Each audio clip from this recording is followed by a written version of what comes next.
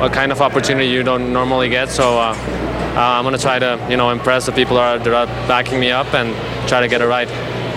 So two completely different level of experience for David Martinez and Buddy Rice, but both coming into this weekend with realistic expectations, Adam Carroll. Yes, well, they're with the top team, and Buddy has a lot of experience, not in Champ Car, and I'm sure he was hoping for a little bit of a better result in qualifying. I think David's done a great job, and it's going to be interested in the race today. It's very interesting. Buddy's got a lot of experience, but not in a Champ Car. Yes, well, I think he's enjoyed it so far. He's come from IRL, Indy 500 winner. He's used to going around the ovals, and this is something that's a little bit different, and he's enjoying the car. So the overall championship tastes have already been decided in favour of Sébastien Bourdais, but one of the other coveted titles up for grabs is the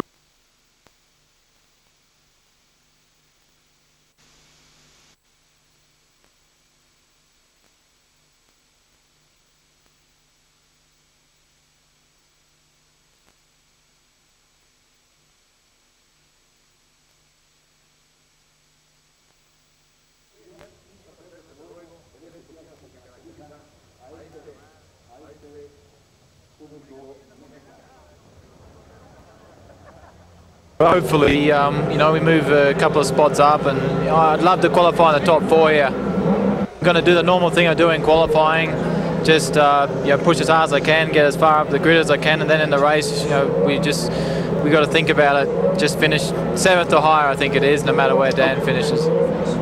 Yeah, we're still fighting for the rookie title.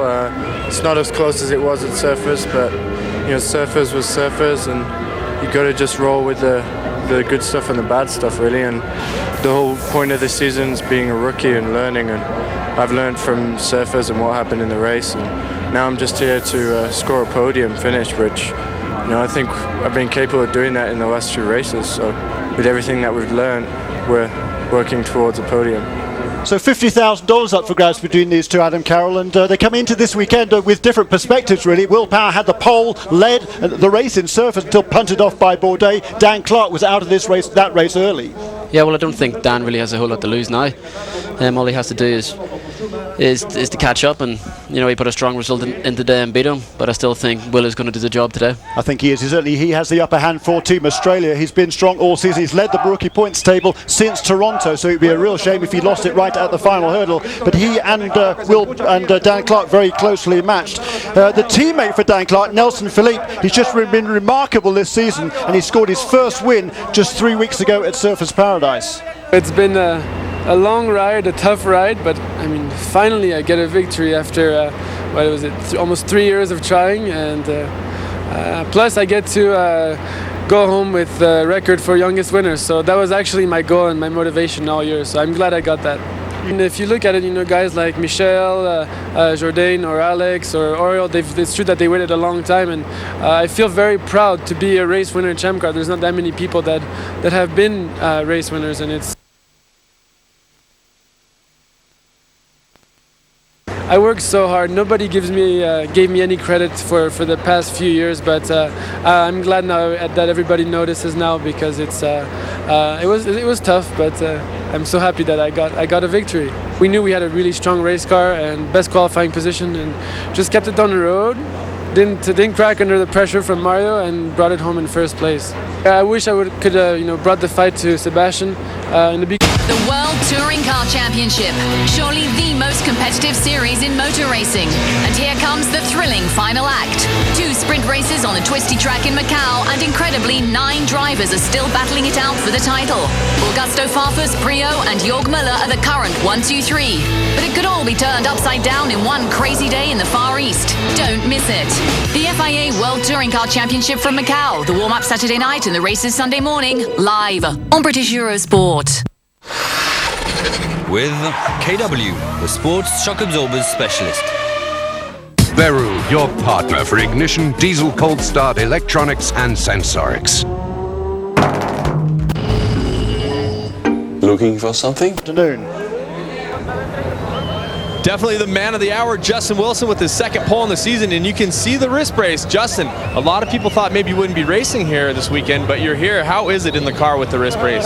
It's not too bad. I just have to do a lot of work with the left arm, so the race is going to be tough, but hopefully my right hand's not going to be a problem. I'm just thrilled to get the pole, very pleased, and hopefully we can win the race for CDW tomorrow.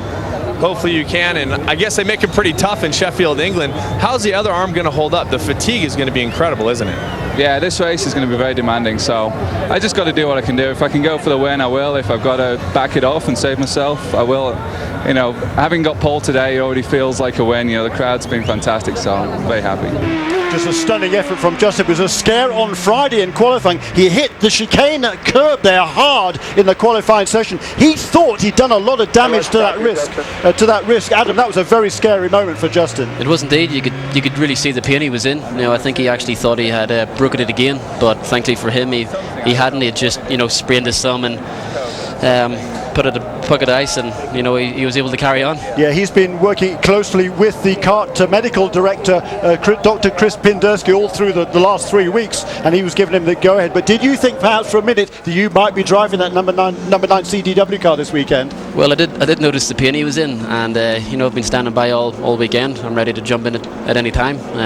You know, good for him that he didn't break it again. Unfortunate for the team. Indeed so, because Justin still has a shot at second in the championship going into this race. He's currently 15 points behind AJ Allmendinger, or he was coming into the weekend. He's gained a point for the pole, so he's gunning for that second place in the points. But a stunning effort by Justin Wilson this on yesterday in the final qualifying session, and that took him to the top of the charts in the second period of qualifying, and earned his second straight pole here in Mexico City, and his second Bridgestone Pole Award of the year. So he will start from the pole position. Alongside him will be Sebastian Bourdais, who was quickest in qualifying on Friday. His Newman House teammate Bruno Junqueira, he's been on the pole here before, and Will Power, the top rookie contender. Here we go, row 3. We have Ram Briscoe, second Champ Car start. Dan Clark, who is fighting for a Rookie of the Year. Oriol Servia and Alex Tagliani, you know, two of the most experienced, or the most experienced drivers on the grid. On row 5 of the grid will be this season. Excellent effort. Nelson Felipe alongside Mario Dominguez, the second of the Mexican drivers on row 6, alongside Charles Walsman, riding a streak of 7 top 10 finishes. Now we have Catherine Legg and Buddy Rice. Catherine has done some very good races this year. Buddy Tony and Andrew Ranger. Tony has lots of experience in Formula 1. I think it's going to be a strong race. Sébastien Loeb has won the World Rally title again. Even though the Frenchman is at home with a broken arm, the Drivers' Championship was settled in Australia. Only Marcus Gronholm could have caught Loeb, and his disastrous opening day effectively put an end to it. But there's still plenty to race for in New Zealand, including the hotly disputed manufacturer's title. Ford and Citroën are neck and neck. The FIA World Rally Championship in the Rally of New Zealand, every day from Thursday afternoon on British Eurosport. Take control of the WRC with BF Goodrich tyres. Share all the excitement of the WRC with the lubricants Total Quartz.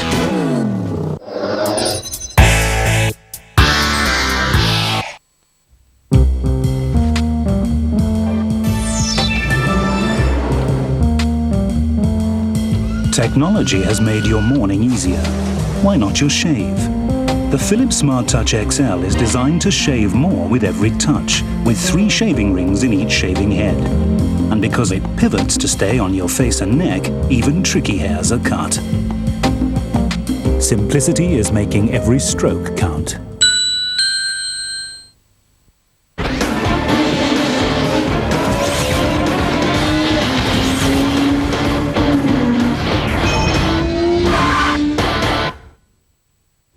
Our target is an ugly, smelly, dirty little scab of rock called Iwo Jima.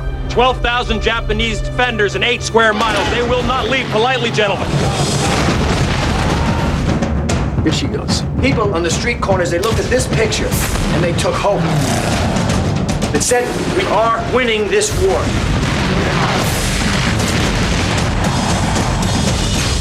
Flags of our fathers.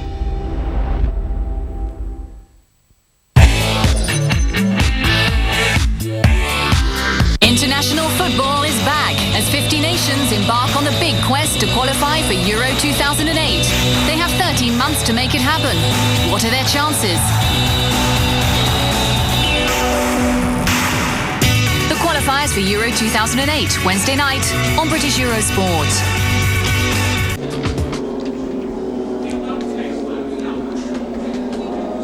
So we're getting ready here. We're on the final parade laps, getting ready for the Grand Prix of Mexico, presentado by Banamex, and a big crowd on hand.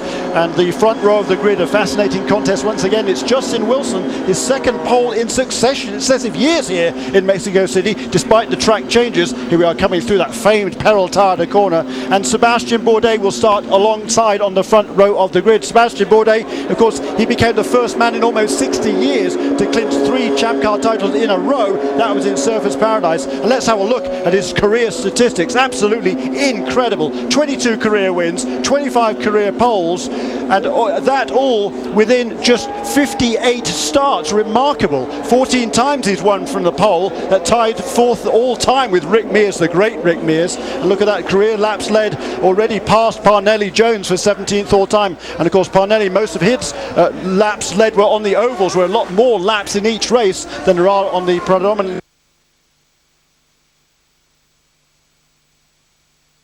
And if we look at put it into perspective, Juan Fangio in Formula One, he won 47% of his Formula One starts. The great Michael Schumacher, recently retired from Formula One, he won 36% of his starts in Formula One. Sebastian Bourdais has won 38% of his start in Champ Car. Incredible. It is a fantastic statistic so far. You know, he's just so consistent, turns up every weekend and is always at the front and always winning. The team do a great job, but you know, you have to give it to him. He's done a fantastic job. He certainly has, and of course that Team Newman House racing does help, but Sebastian Bourdais, a remarkable record already in just 4 years. We're on the final pace lap here in Mexico City. The grandstands in front of us are almost packed. It's a great sight here. Getting ready for the start this time around, but it's a great racetrack here. You kind of feel the history walking around the place. I don't know about you, Adam, but I certainly do. There's a lot of ghosts at this place, and there's a real palpable atmosphere here in Mexico City. No, I'm sure there is. You've been around a lot longer than me, Jeremy, but no, this is when you go around on the scooter for the first time and look, you know, you just think, yeah, this is a proper racing circuit. High curbs, lots of places to make a mistake, and also very high speeds and no runoff, so it is a proper race circuit. And high altitude as well. You know, we're at 7,500 feet here, 7,500 feet, well over 2,000 meters. So the high altitude here means the cars have very little downforce, and that creates a problem. We're going to go straight through that tight chicane this time, coming through now through the Peraltada corner, getting ready for the start of the Gran Premio Telmex of Mexico City. This is the 14th and final round of this year's Champ Car World Series. On the front row, on the inside, is Justin Wilson, alongside on the outside of the front row Sebastian Bourdais. They are the top 2 contenders this afternoon, and we are in for an absolutely fascinating contest. There is the green flag. We are racing here in Mexico City, but already there's been an incident. That's Catherine Legge, I believe, who's caught up in that, just accelerating away from the green flag. What a disaster for Catherine. She qualified back in 13th on the grid, but her car was a lot better than that. We're going to see whether we're going to go full course caution. I think we will, because there's a lot of debris on the front straight, as everybody else, I think, made it through turn 1, which was against the odds. But what a shame for Catherine. As I said, she was only 13th on the grid, but the team was telling me she's done a really good job this weekend, and in actual fact, in that final period of qualifying yesterday, she had a lap going that was about 3/4 of a second a lap quicker than she had done previously. Unfortunately, she pushed a little bit too hard in the S's, those tricky S's coming down the backside of the straightaway, and she lost that time, but she's been quick, and it's very easy to overdrive on this track, isn't it, Adam? Well, it is. The S's are the most important part of the circuit. You know, they just one corner flows into another, and it's all about momentum, and it's very easy to go wide on one corner, and then the next corner it's all over. You know, you've lost your speed and the time as well. That's right. That's exactly what happened to Catherine. And this morning, it was damp this morning. We've had overnight rain, which has washed the circuit clear of all the rubber that had been laid down, and we'll talk about that a little bit later on. So the green track this morning, on a very damp track, and Catherine was among the top 4. I think she was 4th quickest in the morning practice session for the PKV racing team. So she certainly did a good job, and she was really looking forward to the race, as with the entire team. Here's again a look at the incident away from the green flag. It looked like somebody there got a slow start away from the grid. quite sure who that was, but I think she got together apparently with Mario Dominguez, who was able to continue around, albeit without, I believe, a nose on the front of his car. So Catherine, she's still safe. He's on board with Andrew Ranger. Looked like she got hit from behind by Mario Dominguez, didn't it? Yeah, there's definitely contact there on the back right hand side, and that's what put her into the wall. Just turned her car sharp right. Mario Dominguez, that's Ryan Briscoe's car, isn't it? Yeah, that's Ryan. That's the Eurosport car in the pits. I did notice that. He obviously has been caught up in it, or that's a puncture, but looks like he doesn't have any more damage, so he'll be able to rejoin. That's good for the Eurosport team. That is very good news for the Eurosport team. Meanwhile, the Champ Car safety team is still attending. There is Mario Dominguez, bent left front suspension we can see there. They're going to bring the field through the pit lane because there's quite a bit of debris on the front straightaway. Meantime, Catherine Legg's car is just being tow started by the safety team. I think they've got her underway. Yes, they have got her underway, and she's about 100 yards ahead of the pace car. So that is good news. If she can hustle on around, maybe come into the pit lane, see what damage there is. It's not inconceivable that Catherine might be able to rejoin the race without losing a lap, and that is key. You know, with these full course cautions, safety cars, you call them in Europe, Adam, it gives you an opportunity to pack up to the back of the field, and you know, your race isn't yet over. No, well, it gives you another chance, doesn't it? It closes the gap, and there is quite a lot of debris out, so you know, the guys are getting to work now, and we'll see how quickly they can get it away. It might give them the time to get round. So there is the number 8 car of Mario Dominguez. What a disappointment for Mario in front of his home crowd here in Mexico City. Get set for some thrilling sensations. Where the view is glistening white, where the sport takes place on sparkling snow and ice, where sliding and gliding are a way of life. Welcome to the Eurosport Winter Park, which takes in every winter sport and every competition all over the globe. Plus, get all the action summed up for you every Sunday with the Winter Park Weekend magazine. The Winter Park is back in business with the complete winter sports season on British Eurosport. Follow all the action live and watch video highlights on eurosport.co.uk. Eurosport.co.uk. Discover the new streamlined navigation with 3 levels of news menus. All the top stories before anybody else. Comprehensive news and all your favorite events. Find up to 14 front page stories with photos for the fuller picture. In the Live Center, find all your live sports results as they happen. And follow our live commentary sport by sport in a single click. Discover all the live action in the multiplex mode with written commentary on every match. At any given second, visit any event as it happens. Live all the classic sports moments in the Media Center with comprehensive video footage classified sport by sport, events in streaming videos, and live audio commentary from your favorite events on British Eurosport TV. Find the complete schedules on British Eurosport and British Eurosport 2 in a single click. The British Eurosport community opens its doors. Play and win in the game zone. Converse in forums, open your own blog, and become a Eurosport.co.uk reporter. If it's live, it's at Eurosport.co.uk. So thanks John, because they're in the PKV racing pit. You can see the damage to that car. We're going to see what they're going to do. Are they going to send her on there? They've made a good inspection of what the damage is. I fancy now, Adam, they might send her on her way, do one more lap, because we're not going to get cleared up for at least, I think, one more lap of caution. No, they are going to try and get their nose on. I wonder whether they might. Oh, she's actually gone a lap down. So I think that's a tactical error by that crew. I think what I think they should have done is send her on her way, come around one more time, and then locate that new nose. But right now, she has gone a lap down, and that's going to make it a very long afternoon for Catherine Legg. It is indeed. She'll need another safety car or something to help out, but there was quite a lot of damage done to the nose, so it took them a little bit longer than normal to get another one on there. There's also Charles Walsman there, the Dutchman. He comes in to make a quick pit stop to top off with fuel on the MyJack Conquest racing car as Catherine rejoined just in front of Charles Walsman. Charles, he's had a super last string of races. He's had 7 top 10 finishes in a row coming into this weekend. Really done a good job. He was last year's champion in the Atlantic Series and moved up to the Champ Car World Series with the MyJack Conquest racing team. He struggled a little bit in qualifying, but that team certainly doesn't have a large budget. They don't do much development on those cars at all, and Charles has really done an excellent job, and he's just getting better and better and better.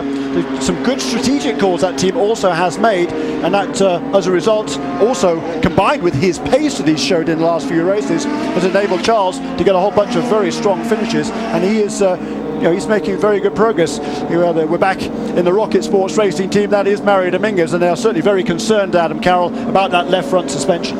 They are. It's very badly damaged. You can see, if it's too badly damaged, there's too much of a chance of the wishbone actually snapping or something. So yeah, they can push down or pull up on it to put it straight again. But that looked quite nasty. The steering would be well out.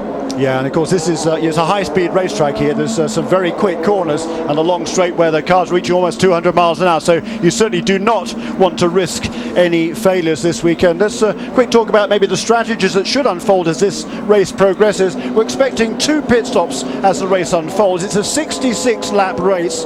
The first scheduled pit stop can come really anywhere between lap 12 and lap 25 or 6, depending on caution periods, of course. The second pit stop we're expecting somewhere between lap 40 and lap 50, and that will enable the guys to get to the end of the race. So it should be just 2 scheduled pit stops for most of the contenders. Here's again a look at the Reaper. Look how hard she hit the wall there. Yeah. Catherine Legg's car just was turned sharp right into the wall. Very, very heavy impact. Let's again look at the front of the field here. There is Justin Wilson just holding off his, but from farther back in the pack, on board the number 27, the Walmart car of Andrew Ranger. Look just ahead on the right. You can see there, Mario Dominguez, he poked his nose inside, alongside the rear of Catherine Legg. I think Catherine was actually trying to overtake him, and then she started behind him, didn't she? Yeah, she did start behind him. She just actually got alongside and looked like she turned in on him. So that was a little bit unfortunate. Yeah, well, yeah, and the race director here, Tony Cotman, is pretty adamant that the start should be clean, and you're not supposed to make any improvements of positions before you cross the start-finish line. So I might have to reassess what I said earlier on there. It was Catherine that had, as you indeed said, Adam Carroll, it was Catherine that passed Mario Dominguez, and she didn't give him any room at all. There again is... that's Oriol Servia. That's the second of the PKV racing cars also in for a nose change. Yeah, it's all action. We haven't even again in the PKV racing pit. Gets a new nose cone. They noticed that there was damage on the front wing. There's a pit board. If we can swing over here, I'll show you. Over here, Rick, on the side, on top of these tires, we have the front wing area. Well, I'll just tell you guys that there was a big tire mark on the front wing. The pit crewman spotted it, and it was something that Oriol Servia did not feel, but the pit board person saw. They called him in just in case. So we're still under caution here in Mexico City. We've got 3 laps shown in the books, and Ryan Briscoe is still shown way ahead of the field. He's shown a lap ahead of the field. I'm not sure what's wrong with the scoring system here, but he's I think should be at the tail end of the lead pack. So Justin Wilson, we believe, is the correct leader ahead of Sebastian Bourdais. Bruno Junqueira, Will Power held on to his 5th place on the starting grid. Alex Tagliani is in 6th ahead of Dan Clark. Then David Martinez, an excellent run by the young Mexican. Behind Martinez is Nelson Felipe. Buddy Rice, who's got himself up into the top 10. It's a good effort for him. Buddy, he was so disappointed after qualifying yesterday. He really didn't get a good run, and he was been struggling with the braking of these cars. He was saying he has very little experience these days in an open wheel car on a road course, and the brakes on these cars are much better, he said, than the IRL car that he's used to. So he's having problems extracting the maximum potential out of the car, particularly under braking, Adam. Yeah, well, even for such a big car, and they don't use carbon brakes either, they really do stop. No, that's one thing I find was great about the car.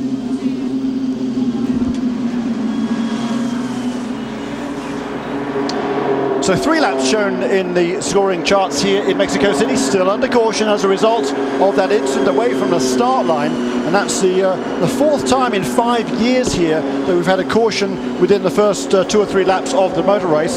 Certainly a shame for this crowd. We want to get this thing underway, and it's Catherine Legg that had that incident with the local hero Mario Dominguez, and so it looked like Catherine made a stellar start. Whether she jumped in or not, we don't know. But she was trying to make a pass on Mario Dominguez, and then appeared to kind of cut across the nose of Mario, left him really nowhere to go, and the contact between the two turned Catherine's car sharp right into the wall, and that was a pretty heavy impact.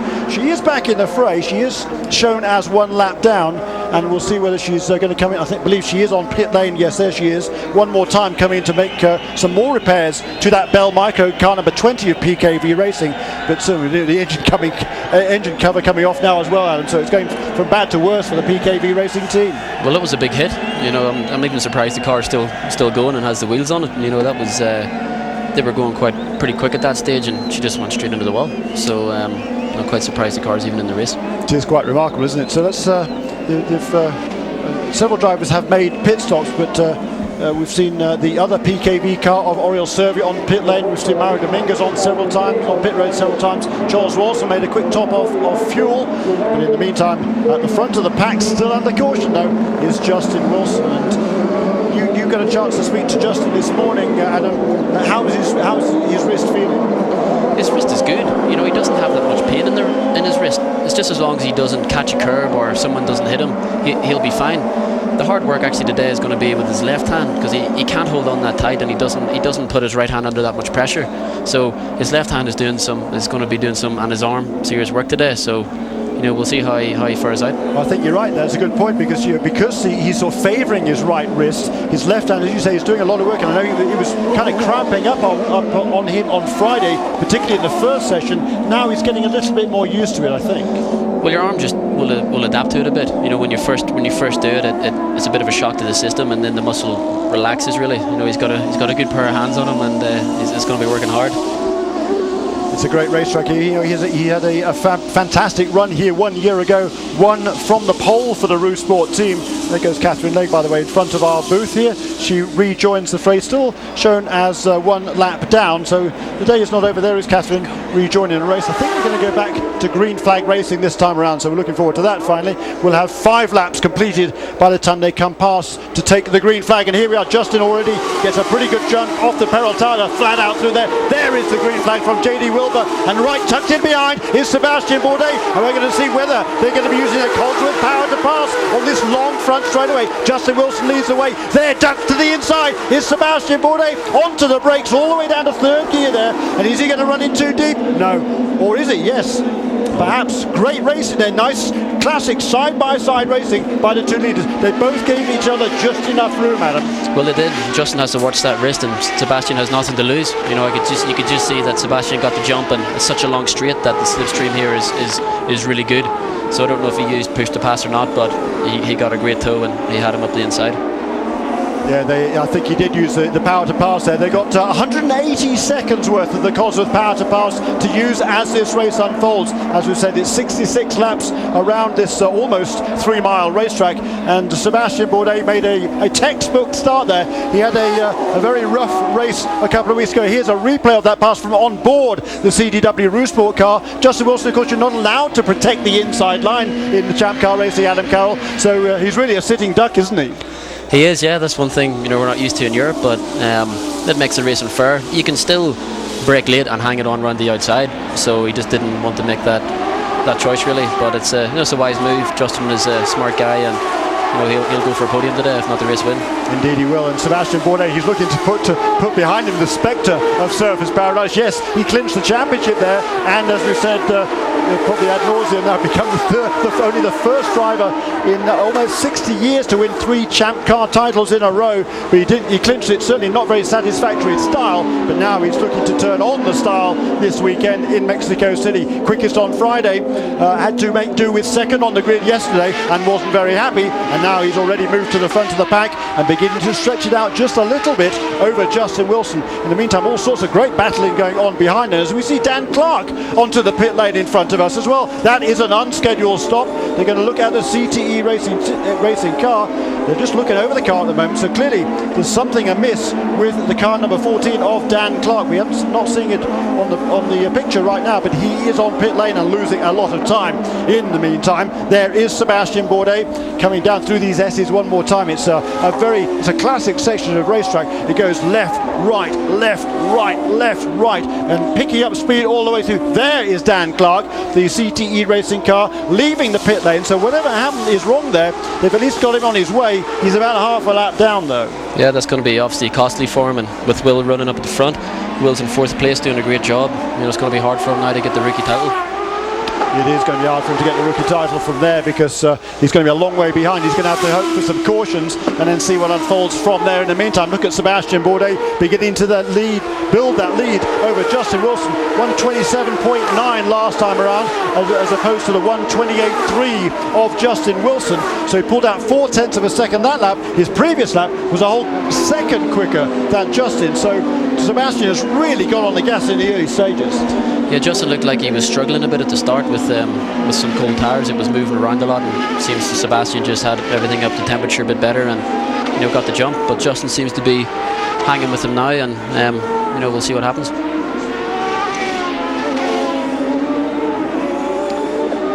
So there is Sebastian Bourdais. He's won an awful lot of races, 22 Champ Car wins in 58 starts. Just incredible, the record that he has established in just 4 years of Champ Car racing. And to me, it is just incredible that he hasn't been offered an opportunity to go drive in Formula One. In many ways, it'd be sad to see him go, because he is such a star driver. But I'm just amazed, Adam Carroll, that he hasn't had some sort of opportunity. You've got quite a bit of space. How did it feel? Yeah, well, I think he has had a few opportunities, but this is why I'm here as well, because I want to race. Some onboard radio footage there from Dan Clark's bit. Apparently some sort of an engine problem, so he's struggling there, is Dan, and we'll have to keep an eye on that. In the meantime, Antonio Pizzonia is really beginning to move up the field. We've seen Dan actually coming onto the pit lane again, so that is certainly very, very bad news for the CTE racing car. They're going to take the side pod off that car and see if they can maybe change the electronic box. Cameron Steele. Well, I was just talking to Keith Wiggins. He says they have an engine problem. They're not sure what's going on. He said he was going to come back in, which now we can see he is. Just not able to figure out what it is. That's the biggest problem for the team right now. They're not sure what's wrong with the car. It's like there's no throttle and there's a rear brake. And it just has to go and lock up the rear for me. Only when I change down. Only when I change down, says Dan Clark. So clearly some sort of electronic glitch there. What a shame for Dan. He's really done he's been erratic this season, no doubt about it. Speedy Dan, dangerous Dan, whatever you want to call him.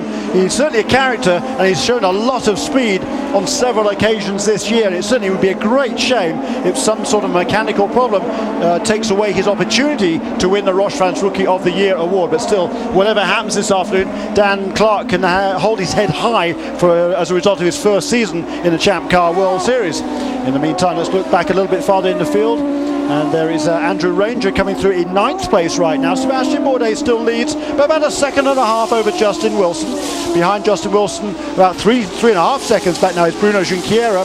Then Will Power. Behind Will Power is Alex Tagliani, the second of the Team Australia cars. Nelson Philippe is up to 6th, having started 10th. Then David Martinez. Antonio Pizzonia is really moving up well, now up to 8th place, ahead of Andrew Ranger, Buddy Rice and Ryan Briscoe, who we saw made a pit stop on the very first lap of the race. He rejoined at the back, now at to 11th. Down to Jon Beekes in the pit lane. Down here with Eurosport President Jeremy Dale. Jeremy, is Justin just pacing himself right now? Yeah, Jan, the restarts are tough here. They've got such a long straightaway, and Sebastian got a good restart. He got a tow, and so we lost the lead, but it's very much a pacing situation. Watch the fuel. We're fine. Everything's good. Has he said anything about the wrist? He might go long. No, he's fine. He's as you know, you've watched him all weekend. He's done just an exceptional job, and we're so proud of him, and I just can't say enough about Justin Wilson. Well, he's still got a lot of laps to go. Thank you, Jeremy. Thanks. Thanks, Jon Beekes there with Jeremy Dale, the president of the Eurosport team, and the second of the Eurosport cars, Ryan Briscoe, up into 11th place, as I just said. And Adam Carroll, you noticed that Ryan, unlike most of the contenders who opted to start the race on the red sidewall tyres, the alternate tyres, the softer tyres, he's on the black sidewall tyres. He is. I think he did start on the reds, but he got the puncture, and then obviously they went to the blacks. So it's going to be interesting to see if they fuel them up and you'll go for a longer first stint. So let's have a look now at this is on board with Andrew Ranger. Ahead of him there is Antonio Pizzonia. So Pizzonia driving for the Rocket Sports team. Ranger driving for the MyJack Conquest Racing team. Closes right up under braking for this very, very tight chicane there. And right behind there is Buddy Rice, and right behind Buddy Rice, the yellow and white car, that is Ryan Briscoe. Yeah, he's close enough here to get a run. This will be interesting now. If he gets on push to pass, he could have a go at the end of the straight. Yeah, so we're on the fastest part of the straighter. Ryan Briscoe has a pretty good toe there on Buddy Rice. Here he is. He's turned up behind him over 190 miles an hour. Pulls to the inside, down to the inside goes Ryan Briscoe. This is a battle for 10th place, battling with Buddy Rice. There is that battle for 10th place between Ryan Briscoe, who's just taken a position from Buddy Rice. Jon Beekis is on the pit lane. He is having a good run and a follow-up on the flat tire situation at the start of the race. He did not have contact with anyone, just caught some of that debris you saw flying through the air, so they know the car is not damaged. Now it's just trying to get that track position back. So all sorts of battles going up and down the field here in Mexico City. Still the early stages of the race. Lap 10 now in the books, out of 66 here, so a long, long way to go. We're expecting the leaders to come onto pit lane probably around about lap, well, with those yellows earlier, probably that 26 or so, I would imagine, before we see the leaders onto pit lane. Meanwhile, this is that battle for 8th, 9th, 10th and 11th. It's Pizzonia leading the way, but Andrew Ranger looks to the inside, coming down into that tight chicane. He locks up the brakes, and he isn't able to make the pass, but the good news is there was no contact between those two, Adam. No, this is close. I think Pizzonia is really starting to struggle here. You know, this is letting Ryan Briscoe to get on the back of these guys, so Ranger want to be careful here, or he'll be back past at the end of the straight. You're right, Ryan Briscoe in the number 10 car of the Eurosport team. He struggled a little bit in Australia in his Champ Car debut, but really came on strong this weekend there. We're looking back from Ranger towards Ryan Briscoe, and again, look at the draft he gets. He pulls to the inside well before the braking area. They're on the brakes now heavily for turn one. Ranger actually locks them up a little bit. Maybe Andrew seems to be struggling maybe a little bit with the brake balance on that car. Well, I think he just got pushed out a bit wide there. I don't know if he expected Ryan to come up so late. He had a lot of speed on him, and you could see the bumps on the outside of the circuit, which doesn't help. So two excellent passes there by Ryan Briscoe. He's really loving this car. I chatted with him yesterday afternoon. He's a very nice young man, and he had his first start, as I said, in Australia, his home turf, of course, a few weeks ago for the Eurosport team, but really chucked in the deep end there. He didn't have any experience of that racetrack, and didn't have much experience in a Champ Car either. So he qualified 11th, and he finished 11th. I think he showed better pace than that, but that was the end result. But this weekend, he came here, and he's been in the top 5 for most of the weekend. Of course, the second of the Eurosport cars 1 year ago, Justin Wilson won the race, and AJ Allmendinger finished second. But Ryan Briscoe is really picking up the pace here very early on in his Champ Car career. Yeah, definitely. You know, the Eurosport team have a great car this weekend. You know, Justin's obviously done a fantastic job, and Ryan's done a good job too. He's showing his race pace now, and Pizzonia is really struggling. There's Dan Clark there, out of the number 14 car, just thanking his crew for an excellent job that they have done this season.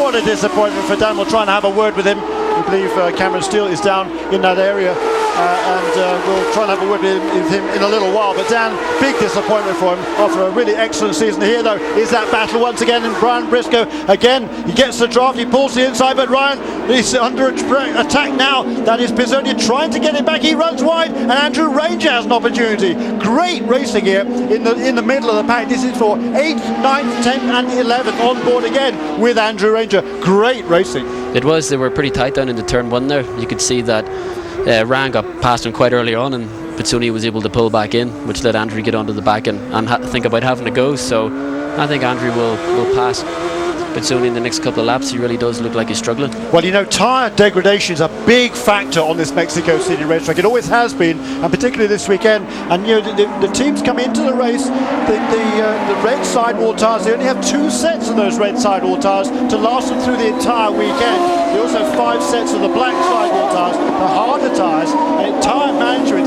is an absolutely crucial part of this championship. We'll come back to that in a moment. Cameron Steele in the CTE Racing pit.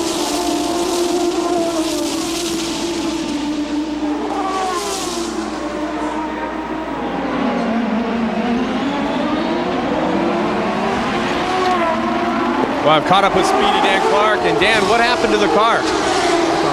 I asked, what happened to the car, Dan? I don't know. As soon as we did the start, it was fine. I got into 5th, and then after all the yellow flag laps, did a start, and as soon as I got to a turn, it just started braking a little more when I did the down changes. Like the engine just wanted to switch off, like it had a brake on it. Did that for a couple laps, came in, tried things. At the same time, my radio came disconnected on my drinks pipe, so I couldn't hear them. I came in the pits and we tried to have a look at it and went out again. It didn't change a thing, and turns out it's a diff or something. Tough way to end the 2006 season, but hey, good luck next year in 2007. Is that it? That's it, Dan. When I get to gripe, That's enough griping from Dan Clark. Always kind of the character here on pit road. Thanks, Cameron. Still there with Speedy Dan Clark, and he's had a few detractors this season, no doubt about it. He's been Mr. Excitement for much of the year, but he also showed a lot of promise as well as Dan Clark. I think we're going to hear a lot from that young man in the future. This isn't his day, and he will not win the Roche-France Rookie of the Year award this weekend. This year, I should say, that appears now it will go in favour of Will Power, but still, Dan Clark has done an excellent job for that CTE racing team. In the meantime, here's this great battle going on. It's now for 9th place, of course. Ryan Briscoe has disappeared up the road. He's set his best lap so far last time around as soon as he got clear track. But now Pisonia is coming under increasing pressure, not only for Andrew Ranger and Buddy Rice, but also Jan Halen, Oriel Servia and Charles Walsman on the tail end of that little gaggle as well.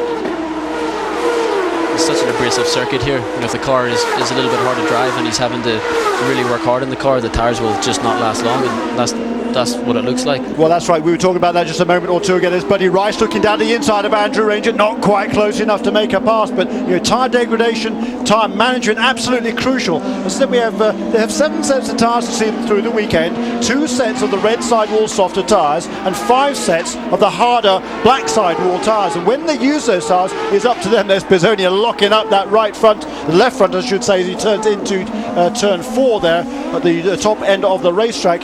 And you have to use 1 set of reds and 1 set of blacks during the race at some stage. Whatever else you do after that is entirely up to you. So it's going to be very interesting to see whether the reds, they're a little bit quicker, probably about a second a lap quicker, but only apparently for about 4 or 5 laps, and then they appear to lose grip quite rapidly after that, Adam. So tyre management is a fascinating part of this motor race.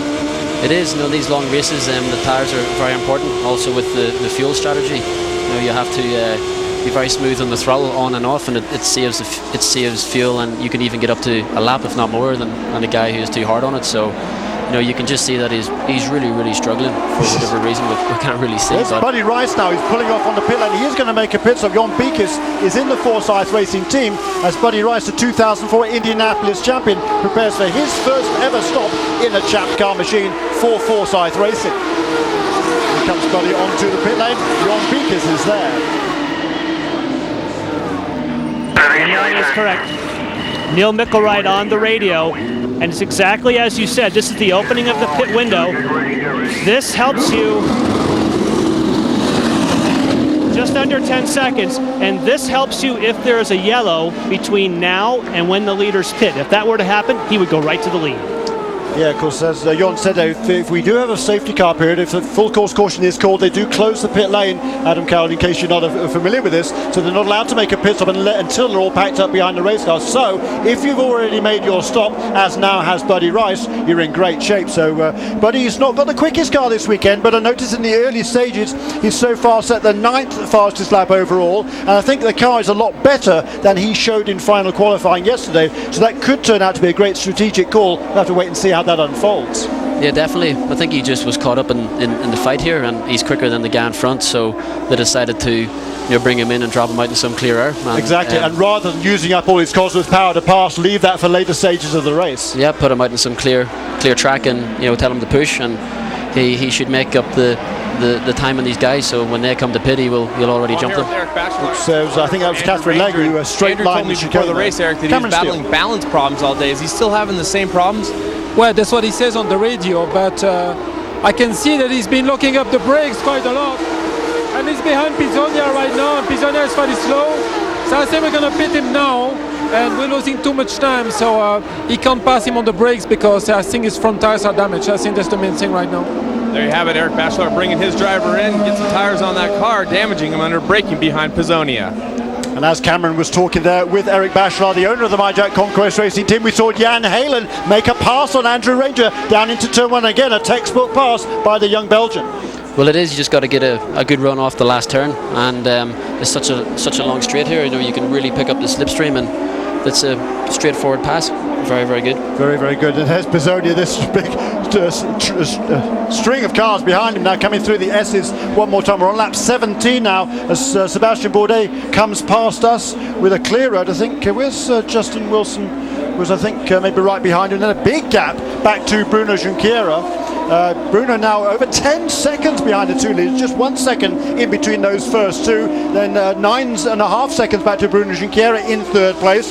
Then Will Power and Alex Tagliani, the two Team Australia cars. Behind Tagliani is Nelson Philippe. Then David Martinez really doing a fine job for the Forsyth team, making his debut in the Champ cars. And then this battle that we're watching right here, Antonio Pizzoni just hanging on ahead of Jan Halen. Behind Jan Halen, I think that was that Charles Waltzman pulling off onto pit lane. Or was it Andrew Ranger? It was certainly one of the two. Probably Andrew Ranger, actually. We heard Eric Bachelard saying that he's burned off the tyres on that car, has Andrew. So they're going to bring him onto pit lane and make his first scheduled pit stop of the afternoon. Yeah, it's getting close at the front here. Justin's pulling him back in. It's gone from 1.8 seconds down to just 1 second. You know, he's working hard, so he's doing a great job to pull Sebastian back in. Yes, he is. Sebastian really has set a very fast early pace, and yeah, we talked about it already, haven't we? Tyre management. You've got to be careful not to burn off the tyres too early in your run. Maybe Justin Wilson is playing it just right. So there goes Andrew Ranger. He's made his first pit stop of the afternoon after 17 laps. In the meantime, there is Buddy Rice. He was in the pit lane a little while ago, and you saw they were all battling together, weren't they, that whole group? And look how far Buddy Rice is now ahead of Andrew Ranger. Oriol Servia right behind him. He's also made a pit stop, as there had Mario Dominguez, who is shown several laps down. But here is the battle for the lead. Sebastian Bourdais now coming under increasing pressure from Justin Wilson. This is the battle for the lead. He's lost a lot of time in that lap. This is very interesting. He looked like he was struggling with the rear end there under the back straight, so Justin hopefully can pull up and make the pass. Sebastian Bourdais has set the fastest lap of the race so far, a 1:27.644. Last time around though, a 1:29.3. Justin Wilson's best lap, a 1:28.0, but last lap a 28.9. So has Justin looked after his tyres rather better than the current race leader Sebastian Bourdais? Yeah, he might have.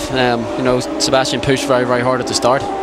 Justin seemed to be a little bit smoother and didn't push just as hard. So maybe it's showing now that he's saved his tyres, or maybe Sebastian made a bit of a mistake on the last lap and he's getting back into it. But seems like he's pulled away a little bit there, and there's a group of cars that ahead of them on the road here have already made their first pit stop, so they're going to be anxious not to go and lead down. If they were to lose a lap to the race leaders, that would throw their strategy of coming in early completely out of the window.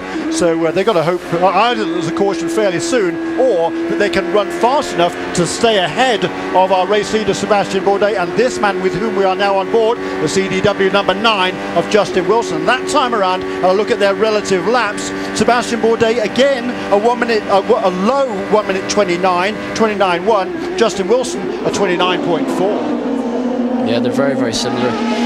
Interesting looking farther down the field. Also 29.4 that time around was Alex Tagliani. In actual fact, he's one of the slowest cars on the field actually. And David Martinez also turning similar laps in the 1:29. So they're running a good consistent pace, those two, running in 5th and 7th respectively.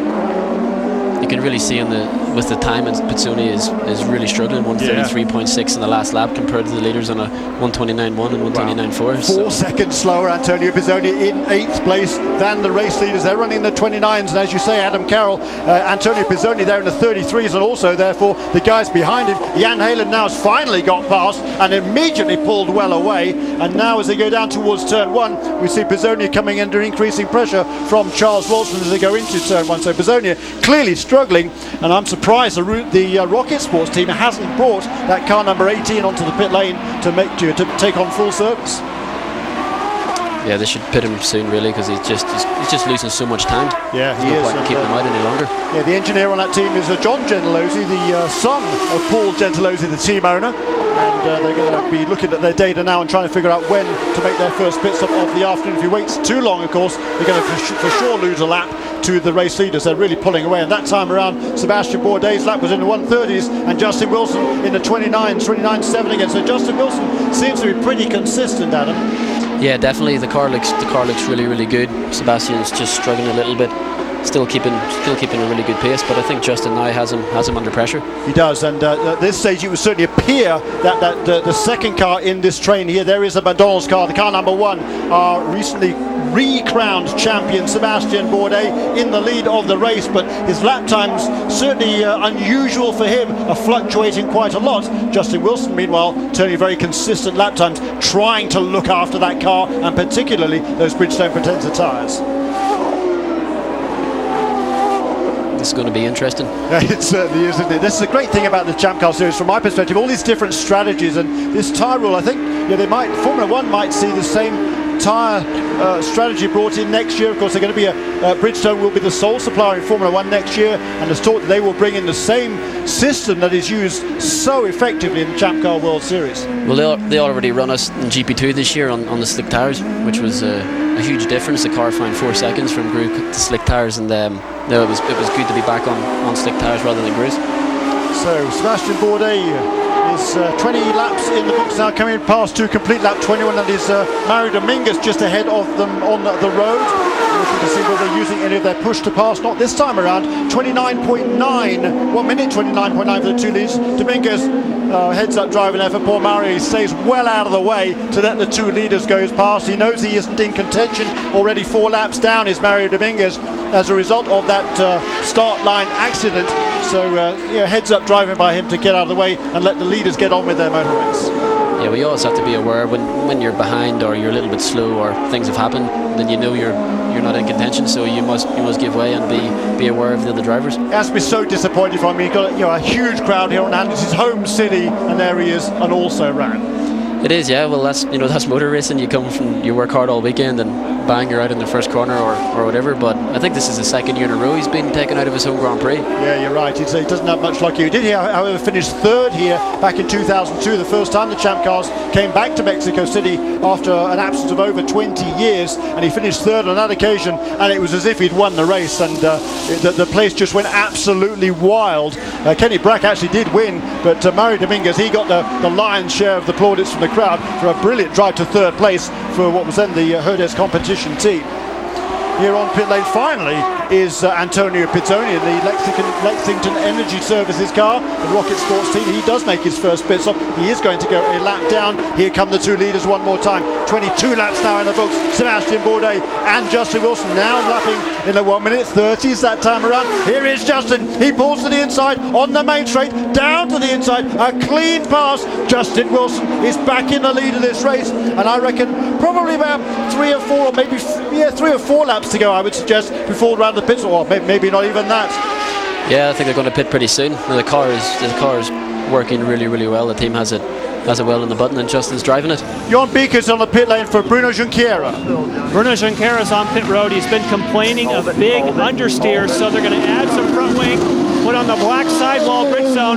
That's just under 9 seconds, and we're seeing over our shoulder, they're setting up for Sebastian Bourdais. We saw him just lose the lead. They're going to come and give him a black sidewall set of Bridgestones as well. So things are changing big time here for Newman Haas.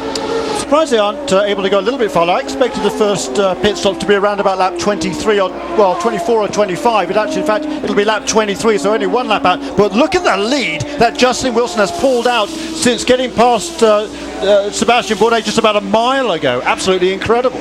Yeah, I think you can maybe find. I think Sebastian struggled yesterday in qualifying with some understeer, and today you can see that it's much cooler. And when the track cools down, you lose front grip. So maybe they underestimated the track temperature and the air. So the guys I know were pushing the front end very hard yesterday, as you can see from the oversteer. All right, let's push hard here for a couple laps. I may make a very quick call. Right, okay, fine. So Bourdais is in the pits. I need a really good lap here, copy? That is Todd Molloy, the engineer for Yes, Justin and he's Wilson. got 2 crew members that are suffering from food poisoning that are trying to change tires. Front outside, Norm Hornacek, and the rear inside, Kyle Subcheck. They were throwing up just hours ago, but boy, they can still do a pit stop. That's what happens sometimes when you're south of the border, but they still can change with the best. So with the first pit stop of the day for Sebastian Bourdais and Justin Wilson now, not only has he got the lead, but he's able to turn at least 1 more lap on hot tyres. That has to be an advantage. But what did they do during the pit stop there for Sebastian Bourdais' car, Adam? I think it looked like they put some more front wing on, especially with the red tyres and being soft.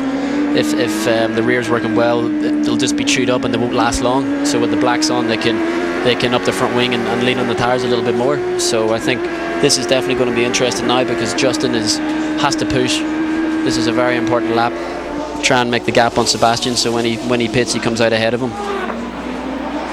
Indeed, so that's going to be very interesting to see how that unfolds over the next lap or two. There is Justin Wilson, comes through that very, very tight chicane. It's the slowest corner in the entire Champ Car schedule. Now here onto pit lane does come Justin Wilson. So now the Eurosport team will go to work. They will put on 4 fresh Bridgestone tyres and top it off with the methanol fuel. And Jon Beekes is right there in the Eurosport pit. Jeremy Dale did confirm that they were following and conserving fuel. This was the plan all along. He said he was giving up a little bit of grip on the reds, and they prefer the black tires, is what they were saying. And he also said that Justin Wilson said he feels like he is in control of this race. So there was Cameron Steele, I beg your pardon, in the Eurosport pit, and the word there that Justin has this race under control. He feels he also has switched to the black sidewall tyres for his second stint of this race. In the meantime, this is the new race leader, Will Power, for Team Australia, and right behind him is Alex Tagliani. So the 2 Team Australia cars now running first and second. Justin Wilson has made his first pit stop and got out of the pits, we believe, well ahead of Sebastian Bourdais. But right now, the 2 Team Australia cars, what a great weekend it was for Derek Walker and his entire team. Craig Gore in Australia on their home turf, at least for team owner Craig Gore. Will Power qualified on pole, the first one of his career, and the first one in 125 races it was for Derek Walker to be on the pole position. Unfortunately, it ended early when he was punted off by Sebastian Bourdais, but so he wasn't able to go on and win the race, but still an excellent performance by that whole team. Alex Tagliani came through with a podium finish, and now they are running first and second. And incredibly, it's been 129 races since Derek Walker won a race. There is Ryan Briscoe with a blown right front tyre. Yeah, that's a nasty blowout. He's obviously just made another pit stop. He's on the black, the red sidewall tyres now. The red sidewall tyres now. So he's just made another pit stop. Has Ryan Briscoe, and that is a major disappointment. Look at something here. There's Will Power pulling onto pit lane. And Alex Tagliani is going to do one more lap. That's incredible fuel consumption. Down to Jon Beekes in the Team Australia pit as Will Power brings the race leading car onto the pit lane for his first stop of the afternoon. Yes, he now does not have the pressure of the Rookie Championship. Wow, a close. Oh, there's contact! Wow, but he made it to his pit box. So he managed to keep his composure. He also is going with a lot of front wing and the black sidewall tires. Whoa, it's a bit of a long stop. But considering what happened on the way into the pits, that was a nice recovery. Looks like there was some contact there between Will Power as he pulled in and Andreas Wirth as he pulled out of the Dale Coyne Racing, the adjacent pits, Adam. There was, he hit him in the back left wheel, so just as he was pulling in. That was quite lucky, really, that nothing happened. Yeah, Will did a great job to keep that car under control as he pulled into the pit lane there, didn't he? He did, yeah. You know, that could have been quite nasty. But that was a big blowout from Ryan Briscoe. I've never seen a tyre quite look like that before. I can't remember seeing a car, a tyre in a Champ Car Series blow up like that. I don't know whether there's any contact or what happened, but I know the Bridgestone engineers will be all over that. There is Justin Wilson now. He's shown in 4th place right now. I think that'll be 3rd when Alex Tagliani comes onto the pits. And what a tremendous fuel conservation run it seems that Alex Tagliani is managing this afternoon in the car number 15 for Derek Walker and Craig Gore and the Team Australia crew. Now, finally, after 26 laps, Tagliani will bring that car onto pit lane. He's led a lap, therefore earned a championship point. And once again, Jon Beekes will be standing by in the Team Australia pit to call, and hopefully this time it'll be a nice clean pit stop with no incidents on the way in or the way out. Jon Beekes came through. I will tell you why we watched this stop. There are a few raindrops that have been falling here on pit road. Nelson Philippe goes by. Another car here going to the black sidewall Bridgestone. That seems to be the tire of choice.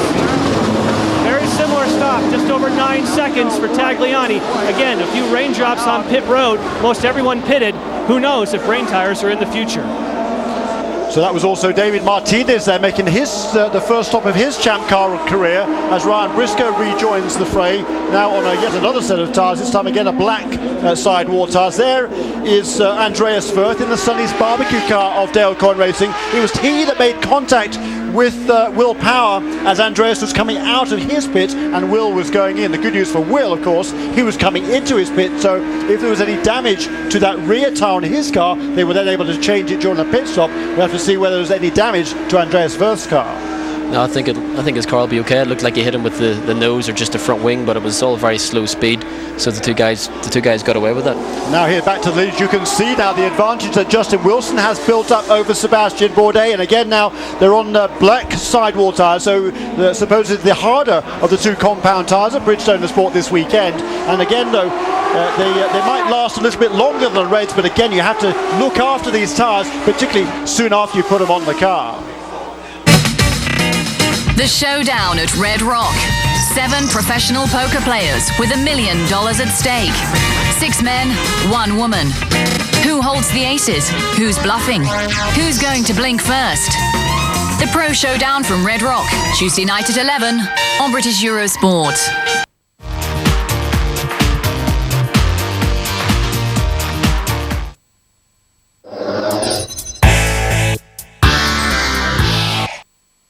Still waiting on the shipment, sorry. Looking for something? 1,200 cameras from Shanghai. What's the coin? Where is it? Don't worry. Now try. Life is so much easier when you can see where everything is.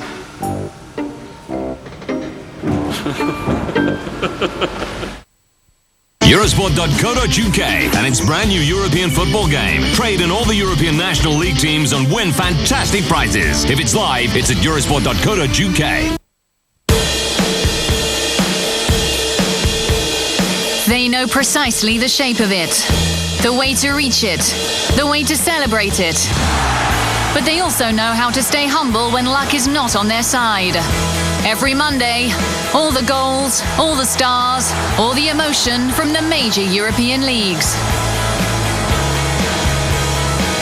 Eurogoals, Monday afternoon at 4:30 on British Eurosport. Exciting moments with Cortal Consols, your bank for personal investment. With Hyundai, drive your way.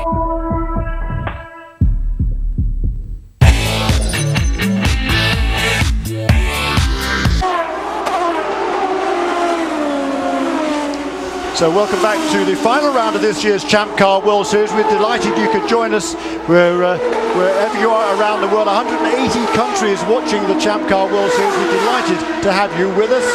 And we have a fascinating race already underway here in Mexico. 29 laps we're now on, and some sponsored radio falling in the Gran sense. We're looking across from our vantage point on the pit lane, and we can see quite a few umbrellas going up in the crowd in that huge grandstand. The clouds are certainly moving in, and I was talking to various people before the start of the race, and there was quite a bit of conjecture that there could be rain well before the end of this race. We've had heavy rain overnight. There were showers yesterday as well, and I think they're outside at the back end of the track. It looks a bit greasy down there. You can see a bit of a different sheen on the racetrack, Adam Carroll. Yeah, there's definitely starting to rain quite heavy. There's a puddle just on the other side of the track, and you can see the rain falling very heavy in it. That's maybe why Will is so close to Alex, because he's just pushing that bit harder. Well, this is going to be interesting. Everybody, of course, is still on the slick tyres. This morning's practice session, the final warm-up session, was held in damp conditions. Most of the teams elected to maintain their dry weather setups on the cars. They just put on the wet tyres.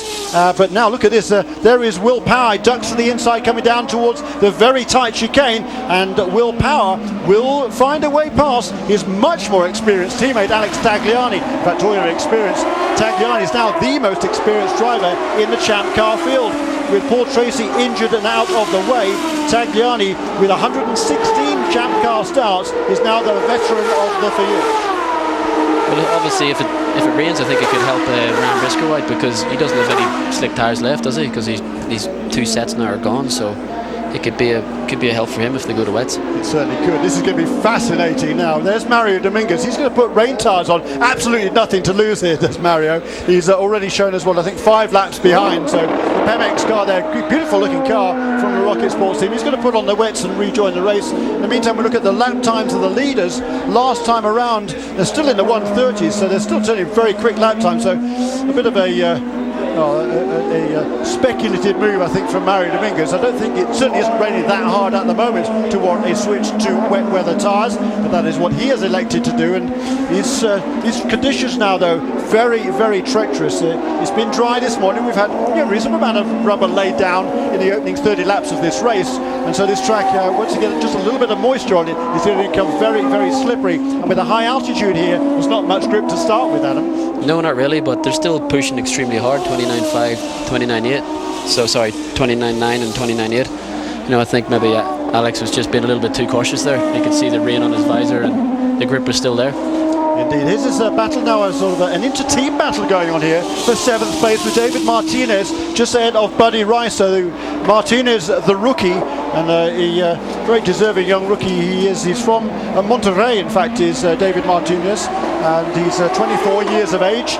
He's come up through the ranks here mainly in North America, raced through in the Barbadon, well, primarily, first of all, in Mexico. He's actually won a Formula 3 race here in Mexico City in the past. And look now, Buddy Rice really putting on the pressure as they come past to complete that lap. Buddy has a run on him coming out of the Peraltada and will apparently take the position as they race towards turn 1. Absolutely side by side, the two blue and white Index cars. And it's Buddy Rice on the inside. Both, of course, new drivers to the team this weekend. Number 3 car, usually driven by Paul Tracy, now by David Martinez. Tracy out of action with a broken shoulder, suffered in a stupid accident at home when he was messing around with some buddies, who incidentally included Patrick Carpentier, Alex Tagliani, and the superbike rider Miguel Duhamel. So that's a bit of horseplay there for Paul Tracy.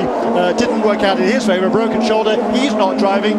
And also Buddy Rice now in the number 7 car for AJ Allmendinger, who, having turned down the offer of a long-term contract with this team, has been punted out of the team, and it's now Buddy Rice who is auditioning perhaps for a role with Forsyth Championship Racing in 2007. And I think in these very slippery conditions, you have to say the upper hand should be with the much more experienced Buddy Rice. Yeah, definitely. I just don't think it's as slippery as the guys are thinking. If you look at the lap times that Justin and the guys at the front are still putting out. Justin and Sebastian are nearly 2 seconds up the road from a lap than Jonquera and Will Power. Well, that's bizarre. We're seeing that I think both Forsyth cars now coming onto pit lane, and so is Team Australia. There's Will Power in front of us. Jon Beekens. Yes, both Team Australia cars are going for the wet tires. We see Nelson, Philippe go by. They will usually make changes on the wings, but they don't. For Will Power, we watch while they make changes with Alex Tagliani. Again, no front wing changes at the moment, just the tires. Wow, so it certainly doesn't look particularly wet right where we are here on pit lane, but perhaps at the back of the track it's even wetter than it is right here. Bunch of people coming in. There is Andrew Ranger we see coming there. The two Forsyth cars leaving pit lane with Buddy Rice ahead of David Martinez, number 7 ahead of number 3. Meanwhile, the race leaders, Justin Wilson and Sebastian Bourdais, still out on the track. Here comes Justin Wilson, past us one more time. 32 laps in the books for him, and there goes Sebastian Bourdais. So look at the gap now between those two cars. It's now almost 5 seconds, and they are lapping last time as they came across the stripe 1 minute 33s, Adam. Yeah, definitely. That's 3 seconds slower than the lap before. So it must be getting quite wet out there. But only 3 seconds. I mean, I would have thought there'd been a lot slower before you need wet tyres, but I fancy the rain is harder on other parts of the racetrack. Where we are right here, it looks reasonably bright actually, but it's up to the drivers will make the call, Adam, won't they? The pit lane, they'll be ready. It'll be the drivers that make the ultimate call. And there is Bruno Junqueira on the pit lane out of 3rd place. Yeah, he's just put wets on as well. So it's the driver's call, is it not? It is, yes. Well, once it gets extremely wet, and sometimes, just like you said, it gets wet on other parts of the circuit. So if it's very heavy at the front and you're out the back, then they might call. But Justin's all over the back of. Look at this now. Justin Wilson is in amongst the cars who've just been on the pit lane for wet weather tyres. So these guys are on wets and he's on dries, and even through the S's there, he's hanging with it. But that was the call from Justin. Wets. Definitely. Well, you can see the spray is already starting to kick up, so now's the time. I think the Forsyth cars are are pretty much out of contention now because they've just stopped, and now Justin goes in for his first time for wet tires. Easy in here, Justin. Real easy in the pit in, okay? You're going to have to brake early for the box. It's going to be a relatively quick stop. That's race engineer Todd Malloy, and Cameron Steele is down in the Eurosport pit. On your mark. It's going to be a real quick stop here, Justin. Well, you can hear him telling Justin Wilson to be careful on the painted surface coming in. You did the right thing. You can also hear him saying they did the right thing by coming in for those wet weather tires. Sebastian Bourdais risking it for at least another lap. And that to me is very, very interesting. Look at it, you go through the top end of the racetrack there. It looks reasonably dry. It's only down through the S's and down through the last corner, so the Peraltada, and now on the front straightaway, it is quite wet. It's actually raining quite hard now, and Sebastian Bourdais is still out there. He's coming through the far end of the racetrack. There is. We are ready to pit now. How much less struggling do you want? Yeah, Justin called that absolutely perfect, because now he's already out in his wets. He'll be up to speed. He'll be already going quite a bit faster than the guys now. So, Sebastian is already a lap down onto the wet tires. So he's lost a lot of time. That's Kenny Seawick there, the radio call between he and Sebastian Bourdais. We're expecting the Newman Haas Racing car, the McDonald's car number 1, onto pit lane this time around for wet weather tyres. But right now, it's Sebastian struggling around on dries, on slicks, and look how wet it is there. He's got to be so careful now not to make a mistake in these last couple of corners. No wing adjustment. There's Andrew Ranger, he's on wets, he goes past Sebastian Bourdais. The Newman Haas pit is ready, the wets are out, and here now Sebastian Bourdais will pull off. It's very slippery coming around that Peraltada, even at much reduced speed. It's very easy to make a mistake right there, isn't it? Well, because you're accelerating all the way through the corner as well, your foot's on and the power, and you're building speed, so you're snatching gears, and it doesn't take much to Nice and easy, surface is wet, right on the mark. No wing adjustment, right on there. That's it, easy does it. It doesn't take much for the rear end to snap. And they're going to put the wet tires on, as you heard, with no wing adjustments. They had told him earlier that wet tires, wow, he was actually spinning the tires before it dropped off the jacks. They were saying that wet tires, there were 8 seconds allowed. So they were hoping that somehow he could stay quicker than that, and obviously with this kind of rain he couldn't. So I think now that just about everybody has made the switch to wet weather tyres, and certainly the front straight here really is quite wet. Through turns 1, 2 and 3 is probably the driest part of the track, but here through the Peraltada there is Bruno Junqueira. He comes around, you can see the spray coming off those tyres. In the wet conditions there, I don't know, probably doing around about 100 miles an hour, but in the dry you're doing 150 coming off the Peraltada. It's extremely quick, and it's a fast corner in the dry, never mind in the wet, so it's going to be interesting. Hopefully no one makes a mistake and backs it into the wall. It's incredible to me. I mean, conditions out there now really treacherous, and touch wood, we haven't seen anybody make a mistake. No, they're all doing a great job. I think it wasn't like a downpour all at once, and it didn't catch out. It came on quite nice and slow, and it gave the guys a bit of time to think about it. You've driven a champ car now on a couple of occasions. You had a test at Sebring about a month ago. You drove here briefly on Thursday afternoon. You haven't yet driven them in the wet, have you? No, not yet. No, I think that would be interesting. No. What's your impression of the car? I mean, you've driven Formula 1, GP2. What's your impression of the champ car driving it for the first time? That's very good. I think a GP2 car is an extremely fast car. We can get within 5 seconds of Formula 1, and not many people here know that really. I know these cars they're getting quite old, but because they've had so much development, they're a very, very nice car to drive with a great balance. I would say it actually was a nicer balance to drive than my GP2 car. And you talk about the cars being fairly old now. There's Ryan Briscoe onto pit lane one more time. I've lost count of the number of times he's been on pit lane, the Australian. He started off superbly, running in the top 5. He qualified 5th on the grid. Look at this slithering out of his pit stall there for the Eurosport team. So Ryan Briscoe has made another pit stop. Meanwhile, it's Justin Wilson who leads in Mexico. The World Touring Car Championship, surely the most competitive series in motor racing. And here comes the thrilling final act. 2 sprint races on a twisty track in Macau, and incredibly 9 drivers are still battling it out for the title. Augusto Farfus, Premio and Jörg Müller are the current 1, 2, 3. But it could all be turned upside down in one crazy day in the Far East. Don't miss it. The FIA World Touring Car Championship from Macau. The warm-up Saturday night and the races Sunday morning, live on British Eurosport. with KW, the sports shock absorbers specialist. Beru, your partner for ignition, diesel cold start, electronics and sensorics. Advan, Yokohama.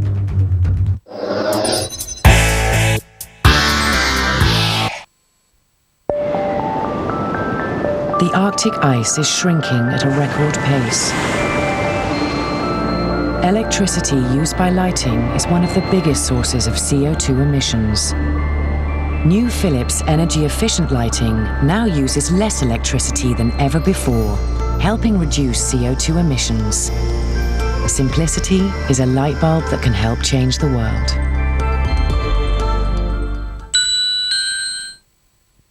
Do you want to get closer to the stars of the Sony Ericsson WTA Tour? Sony Ericsson is giving Eurosport viewers the chance to win some fantastic prizes, including exclusive tickets to the Sony Ericsson WTA Tour Championships in Madrid and the latest Sony Ericsson phones. To be in with a chance of winning these amazing prizes, please go to eurosport.com/Sony Ericsson. Good luck.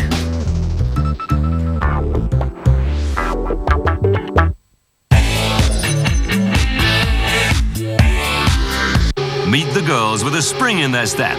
It's handball, and it's World Cup time. High intensity, passion-packed. The 7 top teams in Europe, plus Brazil, firing in the shots on goal. The Handball World Cup, Tuesday afternoon from 1, live on British Eurosport and British Eurosport 2. So we're delighted you could join us if you're with us on Eurosport or wherever you are around the world. We're in just over halfway through the Grand Prix of Mexico, the final round of this year's Champ Car World Series, and some great onboard footage here from, I believe that's Andrew Ranger, sliding through the Peraltada there, really on the edge of control through that very quick corner in these pretty tricky conditions, Adam.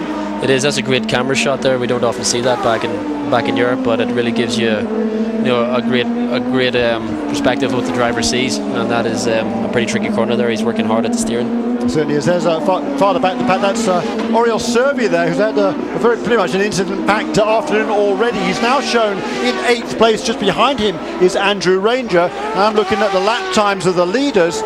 1 minute 30, 1 minute 40 last time, and this time for Justin Wilson, he comes across the line at 1:39.7. And what was interesting to me was that most people in the 40s or the 41s. Will Power, however, the last couple of laps have been in a 1 minute 39. So Will Power has been the fastest man on the track for the last few laps around, but he's still quite a long way behind the race leaders, about almost 7 seconds now between Wilson and the second place car of Sebastian Bourdais.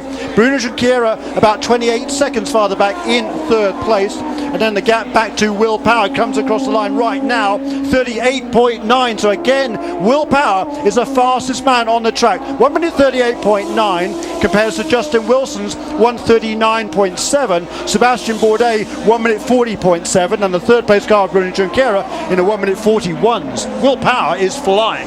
Definitely. Well, Will Power is he's not afraid to push, is he? The guy always is giving it a maximum effort, and I think just in these cars, what you have to remember too is they don't have tire warmers like Formula 1, so it takes a few laps to get the tires up to temperature, and also for the guys to kind of find a feed and just to make sure. Well, that's a good point, because Will for Team Australia was one of the first guys to come onto pit lane before the track was really wet, so he was able to build some temperature into those tires very early on. And of course, you don't want to build too much temperature into wet weather tires because you're going to burn them off, but they probably got that timing just about right. Well, he did, because the track wasn't just as wet, so the tire would have come in a little bit quicker. It would have been up to temperature, and then it got heavier rain, so the tire wouldn't have overheated. It would have stayed at a nice temperature, and it's showing. The guy is he's pushing hard, really hard. He's turning on the style as Will Power. He's come up through the ranks in Australia, did Formula 4, Formula 3 and everything down there. Then he went to Europe, raced in Formula 3 with Alan Docking Racing. Then he raced in the Renault V6 series, won a race there. That was last year. Then he got the opportunity to join Team Australia, did a test at Portland last year, actually in the Reynard chassis. Everybody else, the rest of the series using Lolas. We'll get to that in a little while as well. He was very impressive in that test. He got his opportunity to drive for Team Australia in Surfers Paradise last year, and he's made the most of that. He got a full-time contract for this year, and he's poised now to win the Roche France Rookie of the Year contest. As we're watching there, Oriol Servia in his battle with Andrew Ranger. These two, they're lapping in the 1-minute 40s, and again Wilson and Bourdais in the 1-minute 39s, and Will Power once again in the 38s. Again, look, this is great onboard footage from Andrew Ranger. No, this is great stuff here. You can just see how slippery it is. You can just hear him feed the power in, just really smooth and gentle and short shift. You don't give it quite all the revs, just pull the gear a little bit early, and it helps keep the rear end nice and settled. Fingertip stuff, isn't it? It is indeed. No, you had a good bit of opposite lock there. It's also good to watch. Nice to see some of that. I think it's steadied out now. Really, the conditions have seem to stay the same. There's a lot of ponchos out in the grandstands opposite, and umbrellas are still up, so it's certainly still raining here, but perhaps not quite as much as it was a little while ago. That wasn't what the weather forecast was saying. The airport here in Mexico City is only a couple of miles away from the racetrack, and I was talking to a couple of the pilots this afternoon at lunchtime, and they said, don't tell the other teams, but we reckon it's going to start raining a little bit before 4 o'clock, where it's now 3:30 local time here, and it started about 15 minutes ago. So they said by 4 o'clock it was going to be wet, and that's is exactly how it has turned out to be, and that is going to make things very interesting. And I'm going to run down the order. You can see the order at the top of your screen, the scroll there, but Wilson still leads now by 5.7 seconds over Sebastian Bourdais, so that gap has come down a couple of seconds over the last 2 laps or so. Bruno Junqueira now about a half a minute back in third place. Will Power closing in quite rapidly, but there is a mistake by Will. Yeah, I think he just overshot at the end of the straight. Very easily done. Pushing us a little bit too hard. He was shown as about 5 seconds behind Bruno Junqueira last time around. I think he might have lost much of that advantage there. And behind Will Power, 5th place is Nelson Philippe, who's a whole minute behind the race leader and only just ahead of Alex Tagliani. Behind them, Buddy Rice, shown up in 7th place now. The 2000 Series Atlantic champion finally getting an opportunity to race a champ car. As we watch Ryan Briscoe here, well down the order, but turning some pretty good lap times over the last few laps of the motor race. It looks quite dry out there. Yeah. That was turn 5 to 6 to 7. Yeah, the line here through the S's is beginning to dry up, isn't it? Yeah, I think it's rained heavier, through the front of the track and the last few corners. Definitely down at the other side, turn 4, 5 and 6, it just looked a little bit drier. Well, this is going to be very interesting, because you've got the 4, 5 and 6 there, and then the S's, which is pretty high speed, which appears now to be drying out, but the Peraltada, the fastest corner on the circuit, is still pretty wet. So when do you make that call, perhaps, to come on to dry weather tyres? Certainly not yet. We're going to have to wait and see who is the first to gamble. There is Will Power, and you can see there the gap back or from him to Bruno Junqueira is not very much at all. There goes Ryan Briscoe. He is now shown as a couple of laps down in 15th place, and behind him across the line in front of us goes Bruno Junqueira. Briscoe, the red and white car you saw is the car briefly of Bruno Junqueira, and the gap between Junqueira and Power now is under 5 seconds. So despite that slide through the grass for the car number 5 of Will Power, he's actually closed in a little bit, Adam. Oh, well, he can still carry some good speed through there, even though you're on the grass, so the gap wouldn't have come down that much. He managed to miss the corner. So the Eurosport team has been on the radio to Justin Wilson, and we report they asked him, how's the track? He said it's stabilising, and so there's no, I think, need to change tyres at the moment. He will stay out there as long as he can. And there is a look at Will Power, and that's Alex Tagliani there. Alex Tagliani running in 5th place, and he is ahead of Nelson Philippe, but not by much. The gap between those two cars, the Team Australia car in the foreground, Alex Tagliani, and behind him the youngster Nelson Philippe, who's just come on in leaps and bounds this season. He won his first race 3 weeks ago in Surfers Paradise, and is just doing absolutely stellar job. There's a look there of Nelson Philippe, and again he's taking that shortcut there through turn 1, 2 and 3, and maybe it's quicker that way, Adam. Well, if you carried enough speed, it might be. At least you can do that there. There's not a gravel trap or a wall or something, so it's pretty safe to just run over the grass. I'm sure race controllers keep an eye on that, because if you shortcut the course and gain an advantage, then they will penalise you for it. Well, that's why they changed the last chicane at Spa, because in Formula 3 you could just literally get the car straight and go, and you could gain about a second on the guy in front. So they pulled the chicane round a bit, so you couldn't really do that. So there is Alex Tagliani in 5th place for Team Australia, and in the meantime his teammate, which you could switch across there, we are our host broadcast here is TV Azteca, and the second of the other Team Australia cars is Will Power. Tagliani in 5th, Power in 4th, and Power is getting closer and closer to Bruno Junqueira. Consider you can run 26 laps on a load of fuel, meaning that there will only be one more pit stop in this race for everyone. The rain is starting to, it's still raining, but it's raining less. So the question is, when do you pit, and what tires do you take if it starts to dry? Well, you're absolutely right, Jon, because when do you make your final pit stop? We are now within the window to make it to the end of the race without making an extra pit stop. So I would be, the temptation now is to come in. If you think the conditions aren't going to change too much, then come in now, get your stop done, and if there's a full course caution, your quid's in, you're really looking good. But if the track then dries out, then you might have to make another pit stop. So a lot of strategy to unfold in the remaining 24 laps this afternoon in Mexico City. Here we are on board now with Justin Wilson, still the race leader, and the gap between the first two, it goes up and down a little bit, fluctuates just a bit, but it's around about 6 seconds, 6.1 last time around. The race leader's lapping in a 1 minute 39, 1:39.7 for Wilson last time around, 1 minute 39 for Bourdais, 1:39.4 for Bourdais last time around.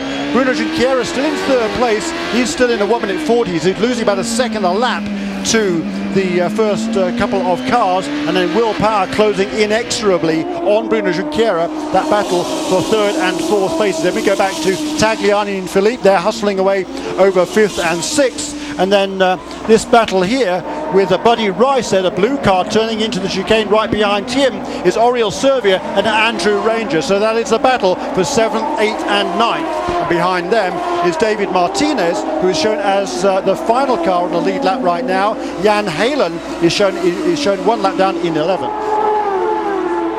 It just shows how close Justin and Sebastian are running at the front together in lap times. Oriol Servia, he's on the Cosworth Power to pass going down the front straightaway. We're watching the battle. Here comes Buddy Rice there, tucking out of the slipstream at the last minute. It's Oriol Servia, goes down to the inside. Again, textbook stuff there by Oriol Servia. He's the second most experienced driver in the field with 111 starts. Look at him getting sideways there in turn 2 under intense pressure from Buddy Rice. And look at Andrew Ranger sliding that car right behind those two. Yeah, that was good. It was very close. I think he nearly went in too deep, and it just pushed Buddy out a bit, and he couldn't quite come back to make an attack on him.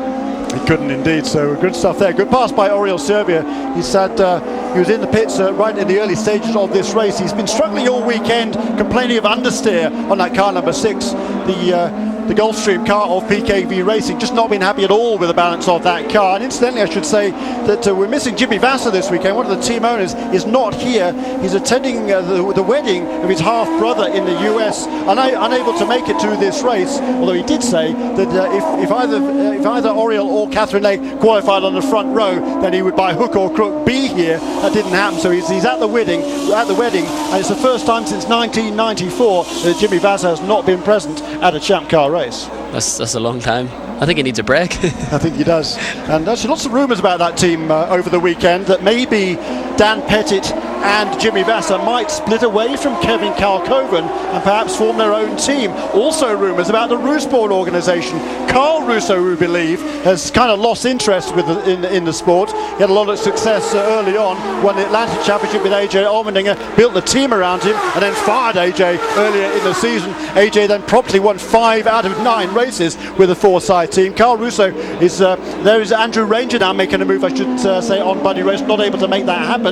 Back to the Eurosport team. Carl Russo's kind of losing interest. I think he's a bit of a loss of face there with AJ doing so well after switching teams, and he's we believe about to sell out that organisation, and we're hearing perhaps that Dan Pettit and Jimmy Vasser, that's the P and the V of PKV Racing, might be taking over that organisation. So we'll have to wait and see what happens there. I won't ask Adam Carroll to comment about that, because I know he's been talking to that team about driving for them next year. Unless you want to make a comment, Adam.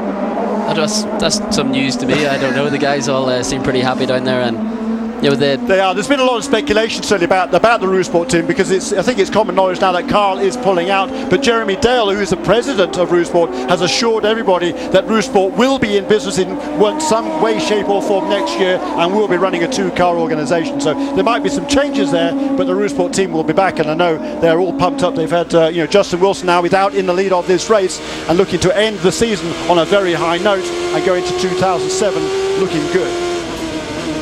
So here it's still pretty wet there, isn't it? There's Andrew Ranger now coming into that very tight chicane. That is Buddy Rice right ahead of him, and ahead of Buddy Rice is that red and white car of Oriol Servia. Ahead of those two, still raining right pretty ahead heavy. of those two, because it's going pretty slowly as they come around the Peraltada in the slithering around there. Look at this Andrew Ranger on tippy toes, trying to feed in the power and get a run on Buddy Rice. It was Andreas Firth, who was a couple of laps down as I think Ranger had a good run on Buddy going down the front straight. But here's Oriol Servia. There is Andrew Ranger, pulls to the inside and as they come into the braking zone, going into turn 1 and trying to take away that would be 8th position from Buddy Rice. Unfortunately, we didn't get to quite get to see that. Crucial point. We go back to hello. That was a brief shot of Mario Dominguez, and now back with our race leader Justin Wilson. Last lap, a 1 minute 39.3 was the lap time for our race leader. The gap back to second place, Sebastian Bourdais, about 5.3 seconds now. And in the meantime, that battle for third is really hotting up. Bruno Junqueira just holding off ahead of Will Power, less than a second between those two as they came around. I should also mention, Adam's just pointed out to me on the timing and scoring chart, Catherine Legg, she's 3 laps down at the moment, but her last lap was a 1:39.5, which was quicker than just about everybody. She is flying in these very treacherous conditions. She has a really good feel for the car. Yeah, she has a good few laps there. She's definitely on the pace. You can see now the track is just starting to get a dry line in some parts. In some places, but not in that final part of the S's, Adam. Oh no, not. It's extremely wet there. But the wet tyres now will be getting a hard time all the way through the S's from 6 to 12 and starting to overheat. And the car at the front of this pack, that is Andreas Firth. He's a couple of laps down, running in 14th place, and clearly they're holding up Andrew Ranger. And Andrew Ranger showed a good bit of patience there in backing off and allowing Andreas to turn into the corner and then try and get him on the front straight away, where it not going to affect anybody else. But look at the car sliding on. You're in the dirty air there on the slippery part of the track as well. It's very treacherous. Yeah, definitely was extremely slow out of there. It's going to be even harder now in the wet because the minimum speed is slower again than in the dry. So and here's Buddy Rice there with a run on Andrew Ranger. He gets to the inside there, side by side, going into the turn. Whoa, what's going to happen here? Again, great driving by both guys. Just gave each other enough room, and it is Andrew Ranger that just holds that position over Buddy Rice. And as you can see, closing in the second of the 4 sidecars of David Martinez. In the meantime, that is still Andreas Firth ahead of those guys, and we're hearing that he is actually about to get the black flag from race control for not heeding the blue flags. Yeah, he definitely should have just pulled over and let the guys go there. Yeah, maybe when they started the battle, he did get a little bit of a gap on them, but still, you're a lap down. You should just get out of the way and not hold the guys up. Let's have a quick call here for Lola cars. Everybody, of course, is running Lola chassis this year. This, of course, though, is the final race for Lola. The Champ Car announced a few months ago they're building a new Panos chassis for next year. So this is really the end of an era. And I've got to say, on behalf of everybody in the Champ Car World Series, thanks so much for Lola's for being just a fabulous part of this championship over a long, long time. Lola won its first race in Champ Cars back in 1966. That was with Roger Ward. Graham Hill, of course, won the Indianapolis 500. There is Andrew Ranger finally getting past Andreas Firth, the twice lapped car. But Lola, they've got so much history, and they bid for the contract for the cars for next year. They didn't win the contract, but Martin Bahrain, who's the chairman of Lola Cars, was good enough to call me before he came. He really wanted to be here this weekend. He wanted to say thanks to everybody in the Champ Car World Series for supporting Lola, but it really should be everybody else here. Thank you, Martin Bahrain. But he's got so much support for the championship. He wishes the series all the best for the future. He said he remains a staunch Champ Car fan and will be watching as long as there is a Champ Car World Series, which we're pretty sure is going to be for quite a long time. And we know that the boys at the Lola factory are watching as well. So thanks to all you guys, and we're going to miss you, but thanks for everything you've contributed to this championship over the years. Let's have a look here. The gap between the first two cars now has come down a little bit. Less than 5 seconds now, just 4.4 between Justin Wilson and Sebastian Bourdais as they came across the line to complete lap 47. So less than 20 laps to go now. The track is drying out in parts, but interestingly, we've not seen anybody yet duck into the pit lane to make their final pit stop of the afternoon, but it's going to be fairly soon. There now, here is Bruno Junqueira. There, pulling out from a slipstream is Will Power. This is a battle for third place, and Bruno is pushed into a mistake.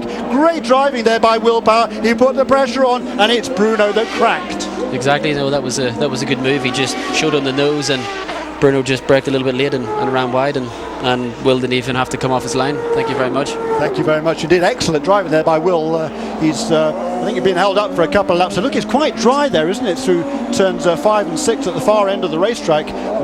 1, 2, 3, 4, 5 and 6 is all pretty dry around there, but it's only at the other side of the track that it gets pretty slippy. Now they're coming into the S's, and when they get towards the end of the S's, they're still quite wet, so we can see them come through this sequence of corners, just building speed all the way through, and you can see the dry line very much emerging there, but it's still pretty tricky. So we've got 19 laps to go in Mexico. Justin Wilson leads.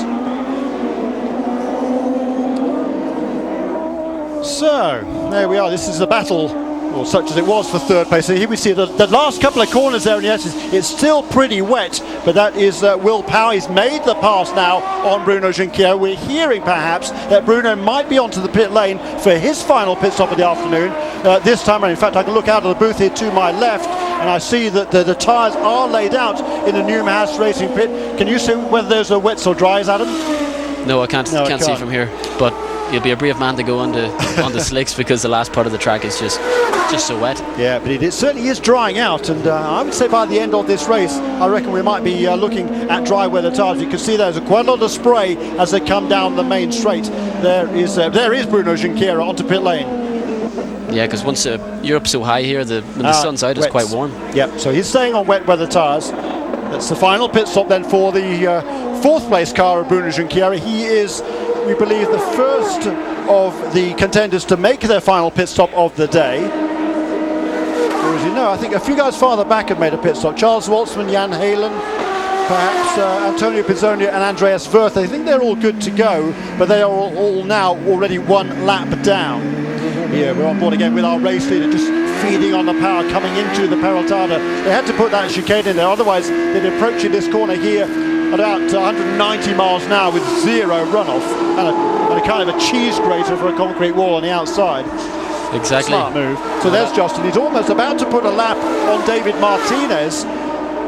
So it's not in. That's the number 7 car, of course, which Justin, of course, is used to being driven by AJ Allmendinger, his former teammate for most of the season. AJ stepped into that car after being shown the door by Eurosport. He stepped into the car at Portland, having never won a Champ Car race, promptly won 3 races in a row, and heads up driver there by David Martinez. Well, a bit too heads up. He cost himself a lot of time there in order not to impede our race leader Justin Wilson. So he's not very experienced, certainly at this level, is David Martinez, but he was doing everything he could to get out of the way. Well, he did everything right. He does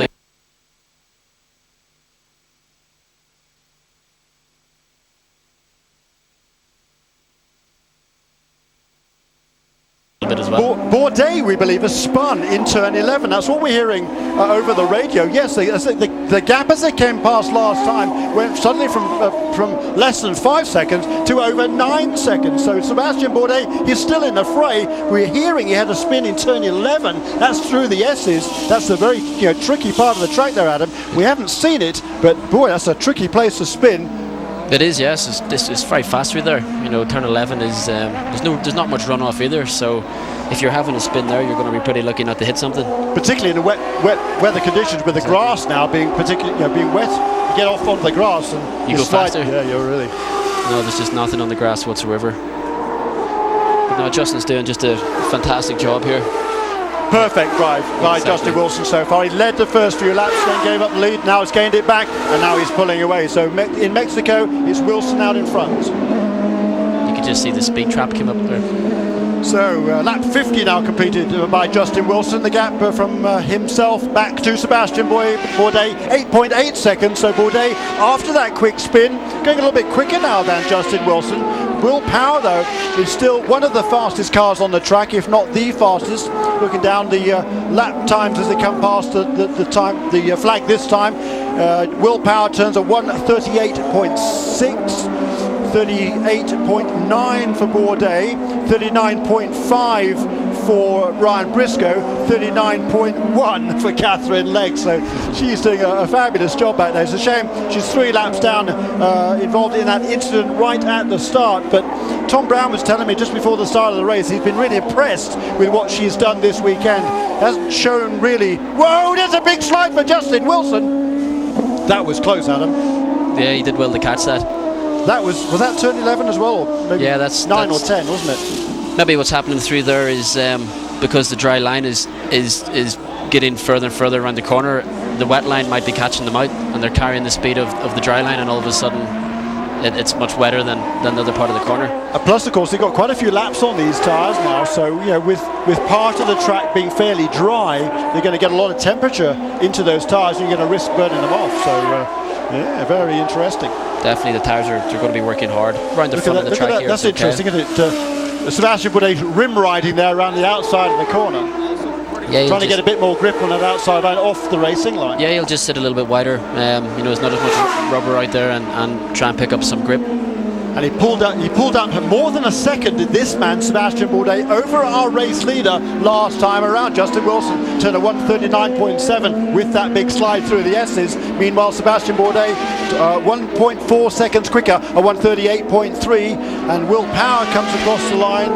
Does he? I'm looking out of the window. He hasn't come past yet. That such is the gap from the first two to the third place car of Power. There he goes, a 1:39.3 for Will. He's running behind a lapped car as he came across the line. But this man, Sebastian Bourdais, after that quick spin, which we didn't see, he's putting the foot down and beginning now perhaps to put a little bit of pressure on Justin Wilson. Well, hopefully the gap is big enough he can hold on to the end, but Sebastian is obviously pushing as hard as he can. And there was animated discussions going on down here in Newman Haas between Craig Hampson and also Brian Lyles. They're talking about tires. I don't think they're considering going to slick tires. They're thinking about not changing tires or only changing 2, or they're trying to come up with something that they can think of to increase the chances that Bourdais can close the gap. They keep watching the weather carefully, and uncharacteristic of Craig Hampson said, sorry, we're too busy right now, when we asked him for a comment.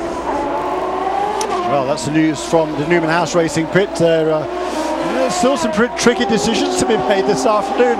Most of the leaders have to make one more pit stop push the pass before when you catch traffic. the end of the day. And there is Sebastian Bourdais comes across to complete lap 52. Again, he pulls about 3/4 of a second over our race leader. Here he is turning into turn 1. That was Justin Wilson. Then the lap car of David Martinez. And here, the second place car. This year's champion, Sebastian Bourdais, getting closer and closer. And all of a sudden, after that spin, he seems to have come alive, Adam. Yeah, maybe just woke him up a little bit.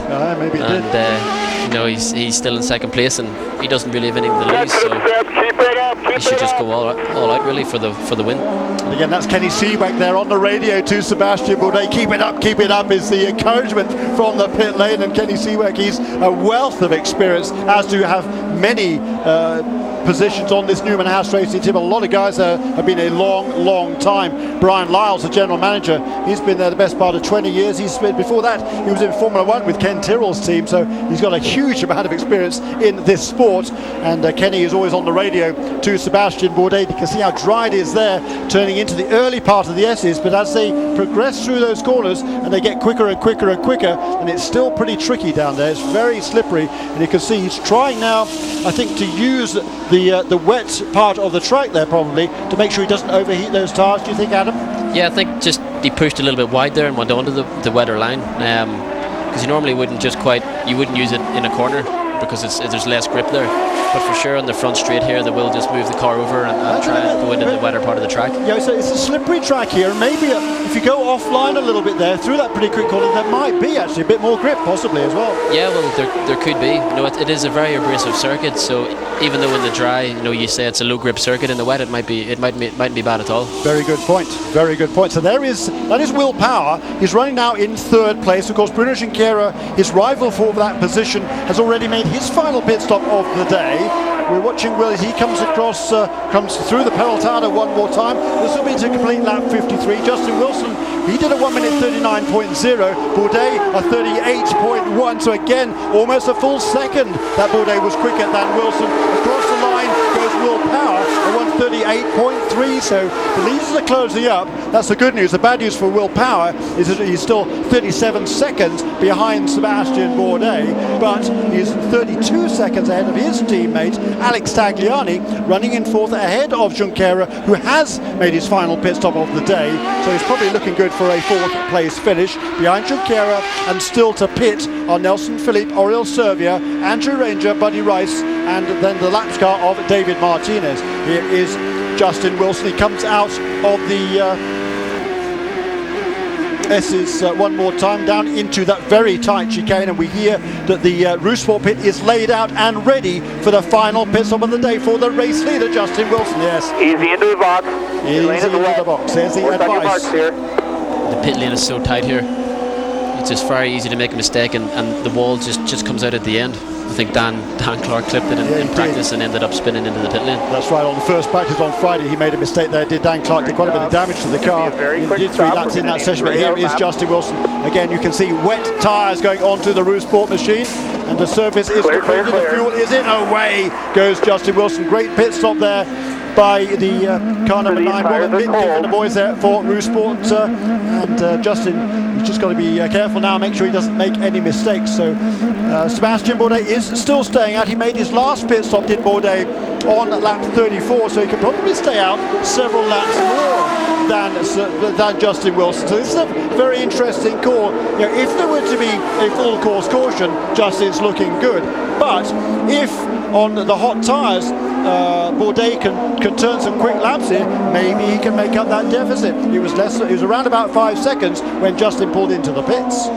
Yeah, it's going to be close. If Sebastian keeps pushing and is quicker, he might make the gap and be ahead when he comes out of the pits. Very, very interesting. So we've got 12 laps to go. That was the final pit stop of the day for Will Power in third place. So looking at another podium finish there for the young Aussie, and that would be very richly deserved.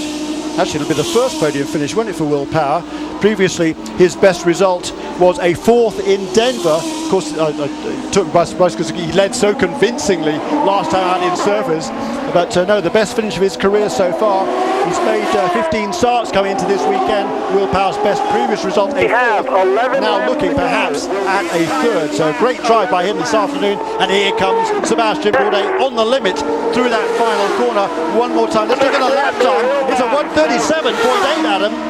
Yeah, that's a great lap there. The track is definitely starting to dry out a bit. You can see now the rain is literally stopped on the front here, so the track is just going to dry out all the way and get faster and faster.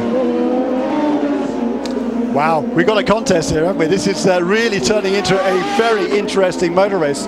We're 1 hour 33 minutes into the race. It's a 2-hour time limit, but I don't think the time limit is going to be anything of a factor this afternoon. We're watching Justin Wilson on the scoring. He's using his Cosworth power to pass there to try and pick up time. His out lap was a 1 minute 45 second lap. We'll have to wait and see what he does for his first flying lap after making the pit stop. But certainly now, pretty much everybody is lapping below 1 minute 40 as the track is definitely getting a little bit drier. It's definitely it's a very important time here for Justin because his out laps are extremely important to make the time. There can be seconds and seconds there. The tyres are cold, and if you push and you can gain a couple of seconds in the gap front, no problem. So Sebastian has to stop again. Then it's going to be close. This is going to be interesting. It's good. And what's he going to do with his time? Look again there. He goes way out wider off the dry line through that very quick turn 13. He definitely was quite close to to the edge of the track there on the way out. Yeah, he's pushing hard, isn't he? No doubt about it. Sebastian Bourdais is right on the limit with that McDonald's car. Look at it, rim riding there around the Peraltada. Great to see. He is really turning. This is why the guy is a 3-time champion in the Champ Car World Series. He's absolutely sublime when he's on top form. He wasn't on top form in Australia a few weeks ago, but this afternoon, in these very delicate conditions, Sebastian Bourdais is doing the job. That lap was again a 1:37.8. and he is flying. Justin Wilson has made his final pit stop, and now we have to see how this unfolds. There is Ryan Briscoe. He's still a couple of laps down. He's been quick for most of the afternoon, but out of contention. We've seen a lot of that Eurosport car this afternoon. Our friends here at TBS Tech. I don't think he's got Mexican nationality as Ryan Briscoe. He was an Aussie last time I looked. But he's certainly done a good job, and he is looking for a full-time future in the Champ Car World Series. This is his second Champ Car start with that team. He had a little bit of a shootout a few weeks ago with a few other drivers, including the chap who's standing alongside me, Adam Carroll. I know you were disappointed not to get that ride, Adam, but yeah, there's a lot of people here that believe your chance will come. Be quick, Caesar, you got the win. So I think that was a call from Kenny Seeweck to Sebastian Bourdais that there's going to be a quick pit stop for the race leader now, because of course Wilson has already been on pit lane. The gap between first and second is 24.6 seconds. By my reckoning, this is going to be very, very close indeed, because I reckon to come in and make a pit stop takes around about 21 seconds. So we're going to have to see how long that pit stop is going to be. This is going to be absolutely crucial. Meanwhile, Adam. Yeah, Justin's putting in the lap times now. That's a 35.3 compared to Sebastian's 37.8. Wow. So Justin has responded here now. On pit lane is Bourdais for his final pit stop of the afternoon, and Justin Wilson has stepped up to that plate. He had a new set of tyres, didn't he, Justin? What's Newman Haas going to do? He didn't. Whoa, fuel only. This is interesting now. Fuel only, there it is. Wow, a very quick stop for Sebastian Bourdais. That is a big gamble. We've just seen Justin. He changed tyres, didn't he, Justin? He did indeed, yeah. Yeah. Justin. There goes Justin Wilson. There you go. Good man. He's made the pass. So now, wow. You know, Sebastian Bourdais, his tyres are still going to be hot because he's run some very quick laps. But what a great few laps there by Justin Wilson. We saw Bourdais dip down into the 137s, and this man, Justin Wilson, he responded at exactly the right time. You're Beakus. In Montreal. The trick was to not change tires, because if the track is drying, they wear more. When you wear out a rain tire, it becomes more like a slick. So now not only is it a battle of pit stops, but one has 2 stint tires, one has 1. Which one will be faster on a drying racetrack? Adam? Well, when the wet tires get really knackered, well then they're just finished. So no, this is going to be interesting. I think Justin has the upper hand here. No, there's going to be absolutely no rubber on Sebastian's tires, and there will be some here. And when the tire is completely finished and the rubber is very low, then it's hard to keep the temperature up as well. So I think Justin's he's made the right call all day long. He's just been a lap ahead of him every time for the stop, and you can just see the difference. But there's still a few laps to go, and it's tricky conditions. Anything can happen. It's very interesting. This is a real team sport, isn't it? It means the drivers are going to do the job out on the track in very difficult conditions, but the engineers are going to make the right calls on pit lane. You know, they're going to consult with the drivers though before they decide what they're going to do on the tyres. But I think the Newman Haas team didn't get an opportunity to see how quick Wilson went on those fresh wet tyres before they had to bring Bourdais onto the pit lane. Well, if they had fueled them, the gap would have been even bigger again and put tyres on. So they basically have the gap is about 4 seconds faster between a fuel stop and no fuel and tyres. So just by fueling them and sending them, they've saved a lot of time. Sébastien Loeb has won the World Rally title again. Even though the Frenchman is at home with a broken arm, the Drivers' Championship was settled in Australia. Only Marcus Gronholm could have caught Loeb, and his disastrous opening day effectively put an end to it. But there's still plenty to race for in New Zealand, including the hotly disputed manufacturer's title. Ford and Citroën are neck and neck. The FIA World Rally Championship in the Rally of New Zealand, every day from Thursday afternoon on British Eurosport. Take control of the WRC with BF Goodrich tyres. Share all the excitement of the WRC with the lubricants Total Quartz. Eurosport.co.uk. Discover the new streamlined navigation with 3 levels of news menus. All the top stories before anybody else. Comprehensive news and all your favorite events. Find up to 14 front-page stories with photos for the fuller picture. In the Live Center, find all your live sports results as they happen. And follow our live commentary, sport by sport, in a single click. Discover all the live action in the multiplex mode with written commentary on every match. At any given second, visit any event as it happens.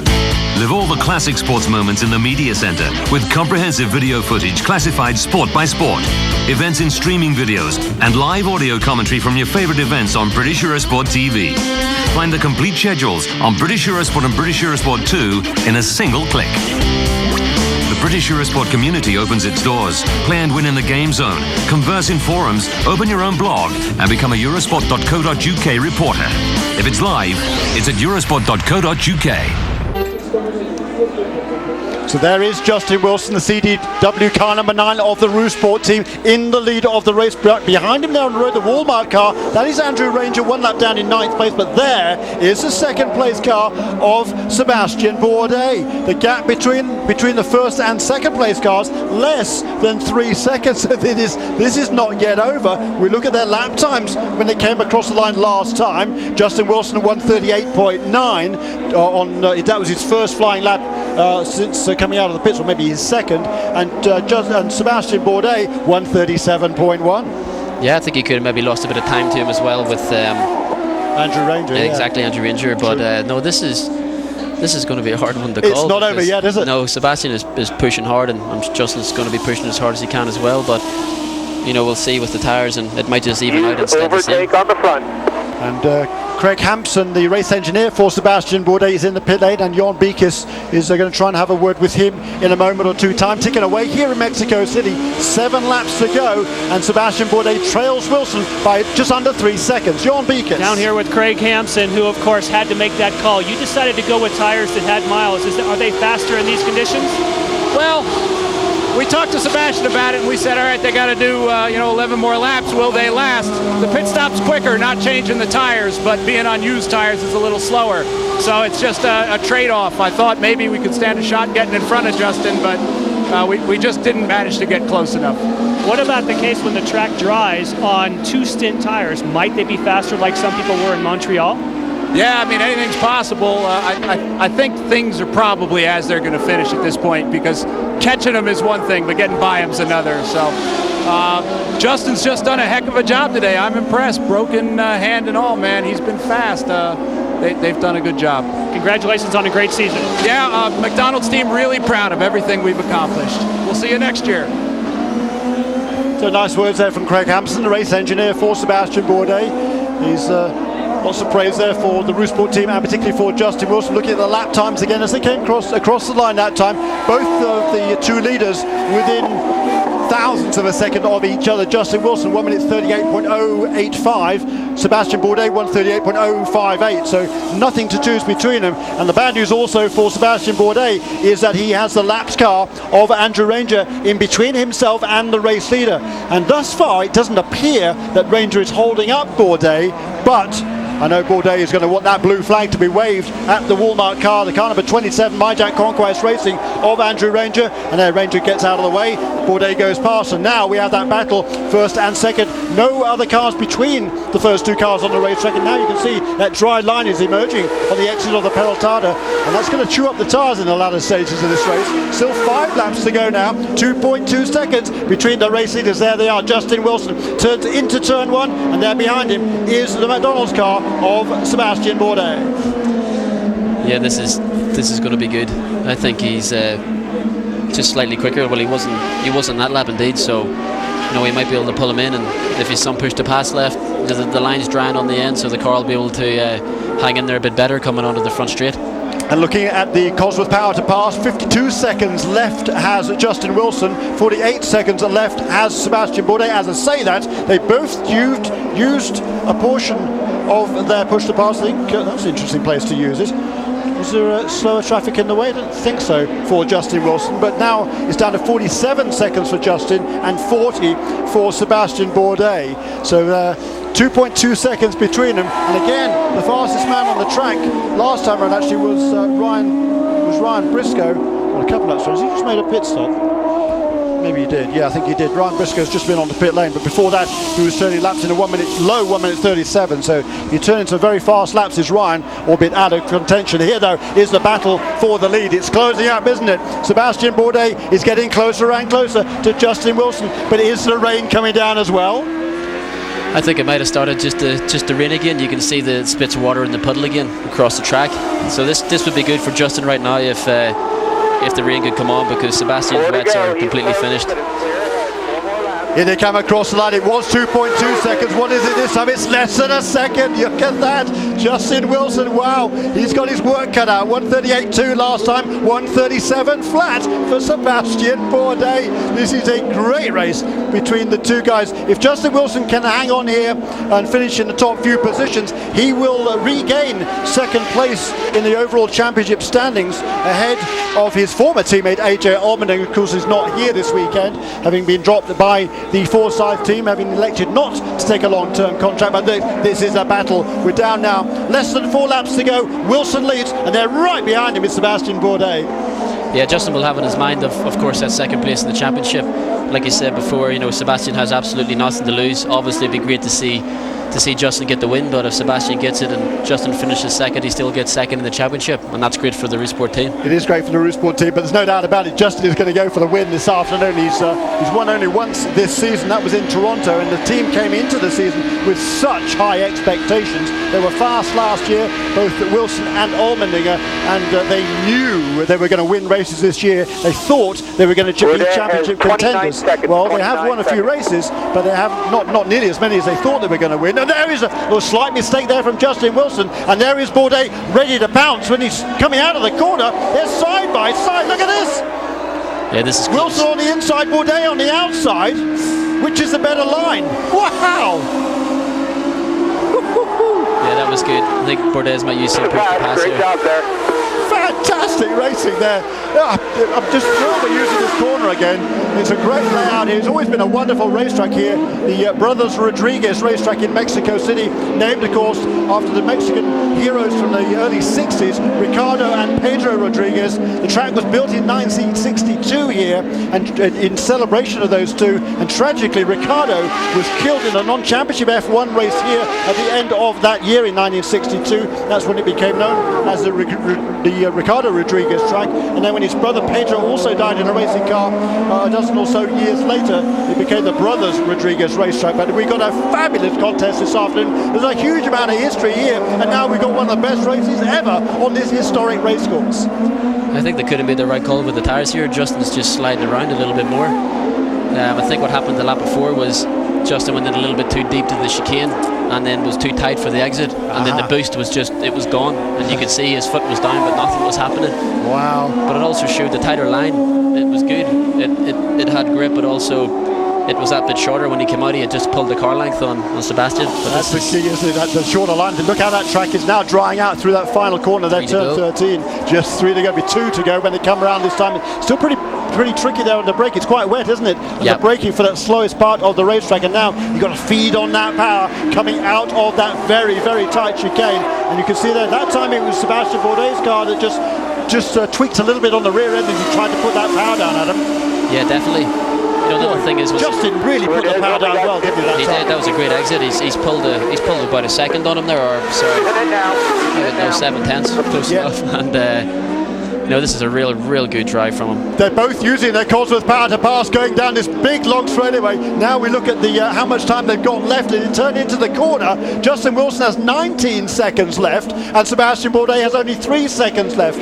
I think that the boost is set for about 19 seconds. When you push it, you've got 19 seconds worth, unless you lift off. So Sebastian Bourdais, he's only shown us 3 seconds, but he will have a full usage. So he's played that nicely. He'll have one more push of that Cosworth boost button on the steering wheel to use before the end of the race, with just 2 laps to go. Justin Wilson might be able to just have maybe 2 pushes at it, so this is going to be absolutely fascinating. Will Power, I should say, is a lonely 3rd place now, about 43 seconds back of these two. Junqueira a lonely 4th, Tagliani a pretty lonely 5th, then Nelson Philippe in 6th and Oriol Servi in 7th. So Tagliani has done a good job for the Team Australia, but it's these guys we're watching, the first two. Sebastian Bourdais is closing, or has closed up right onto the tail of Justin Wilson. Look at behind him. Andrew Ranger hasn't lost out at all, has he? No, he's hung in really well, but this is it now. Come on, Justin. He just needs to punch out of here and get a good exit. He did the lap before, and Sebastian's close. You've got to be so patient, haven't you, with the throttle coming off that corner? I think Sebastian could have timed this just good here. Need to use it here, last lap. Going on the boost, White flag, there it is, 1 lap to go of the Brothers Rodriguez racetrack in Mexico City. Justin Wilson's got a great run on this straight. I don't think Sebastian Bourdais is close enough, or is he? They're coming down into the braking area now. No blocking allowed, of course. Justin holds the line. He's held, that's certainly the best opportunity to pass. Bourdais has now used, wow, look at that! Side by side they are through these turns 2 and 3. Bourdais has used the last of his Coltrane's power to pass. Justin Wilson has 5 seconds left. He's using it now, going down towards turn 4. And there's, whoa, look at this. Bourdais going to look to the inside, is he? It's also wet offline in some of the corners, so I think that's why Sebastian thought twice about turn 1 as well. But come on, Justin, this is a fantastic drive. Oh, he's going for it, he's going for it. Oh. Wow, it was a great move, wasn't it, by Bourdais? Go-kart move. That was all or nothing, wasn't it, for Sebastian Bourdais? Yeah, hopefully Justin's wrist is okay after that, but you know, the two guys were giving it all, and you can't take anything away from either of them. No, you can't. I mean, you're not allowed to block there, so it's up to Bourdais. Do I go for it or do I not? He's got nothing to lose. The championship's already in the bag. Now he's just got to negotiate these S's one more time and not make a mistake, and that's easier said than done. He's already had a spin there earlier on. He's got through turn 13. Now just the final chicane and the Peraltada for Sebastian Bourdais, and what would be an absolutely tremendous victory. It was indeed. Oh, Justin's just missed the chicane, but come on, keep the boost up. That's all right. Wow. They'll let him away with that. That's a champion's drive from Sebastian Bourdais. You've got a feel for Justin Wilson. He's done pretty much everything right, it seems. But here comes Sebastian Bourdais off the final corner. He's made that fantastic pass on the very last lap. He took a big chance. He went for it down the inside. You know, certainly I think the percentage there is with Bourdais. He's on the inside making that pass. It was a brave effort. It was a great motor race, wasn't it? It was. Well, you know, Justin could have just turned in on him, and the two guys would have hit too hard. But you know, Justin just saw him coming at the last minute and was able to give him a little bit of room. They still touched quite hard, but you know, fair to Justin. You know, hopefully he had to finish to get second in the championship, and he's done it. He's done it. Yeah. And the guy's got a broken wrist. It was pinned 1 week ago. So you know, the drive today was just fantastic, and from Sebastian as well to even go for it and pull off a move Kenny like that. Seawick there on the radio. They're congratulating his boy. Look at the jubilation in the McDonald's pit of Newman House Racing. It was a great motor race, and Justin, I know he's going to be gutted to lose this race at the very last chance, having led for most of the afternoon. It appeared that they'd done everything right, the team had done everything right, and Justin Wilson, but this man Sebastian Bourdais, he dug deep on the last lap, he went for it and he made the pass, and that was a great move by Sebastian Bourdais. It really was. Look at that, he's doing donuts there as the two Forsyth guys trying to get out of the way, and he's got the donuts right as well. They weren't too good before, Sebastian Bourdais. He's had a heck of a lot of practice, of course. It's his 23rd win in 59 starts. It's just incredible the success that this young man has had, and that, I believe, was one of his best drives, because he had his back to the wall. He was chasing Justin Wilson after those pit stops. He had the spin. He came back, he inexorably got closer, but it just seemed like he wasn't quite close enough. He proved us wrong, Adam. He did. He absolutely went for it. You know, it was a great drive from both guys, and Justin was under a lot of pressure in the last lap. You could just see that he had the legs on him through those few corners, and he went for it. I think it's going to show. Here we go. It's going to show the replay again. This was just a fantastic move. And there it is. There is Sebastian Bourdais. It was a banzai move down the inside. I mean, there was always going to be contact between the two. It was a bit, I don't know. It's was that over the top? We'll have to wait and see what the race control says. But certainly, you locked him up there at the very last minute. You could see the contact, something flying off one of the cars there. Yeah, I think that was pretty close. It was pretty marginal, wasn't it? It was. Well, when you walk around there and see the curb, you never use that curb. Never. That's like 2 foot high. So that was win or bust, no doubt about it. It was. Yeah. No, that's a move that you have to give. You have to give it to Justin that he saw him coming at the end, because you know he should have just been a couple of feet over, and he saw him in the end and gave him the room. Yeah. That was very close, really. But he pulled it off, and he's celebrating now with the donuts, and there you go.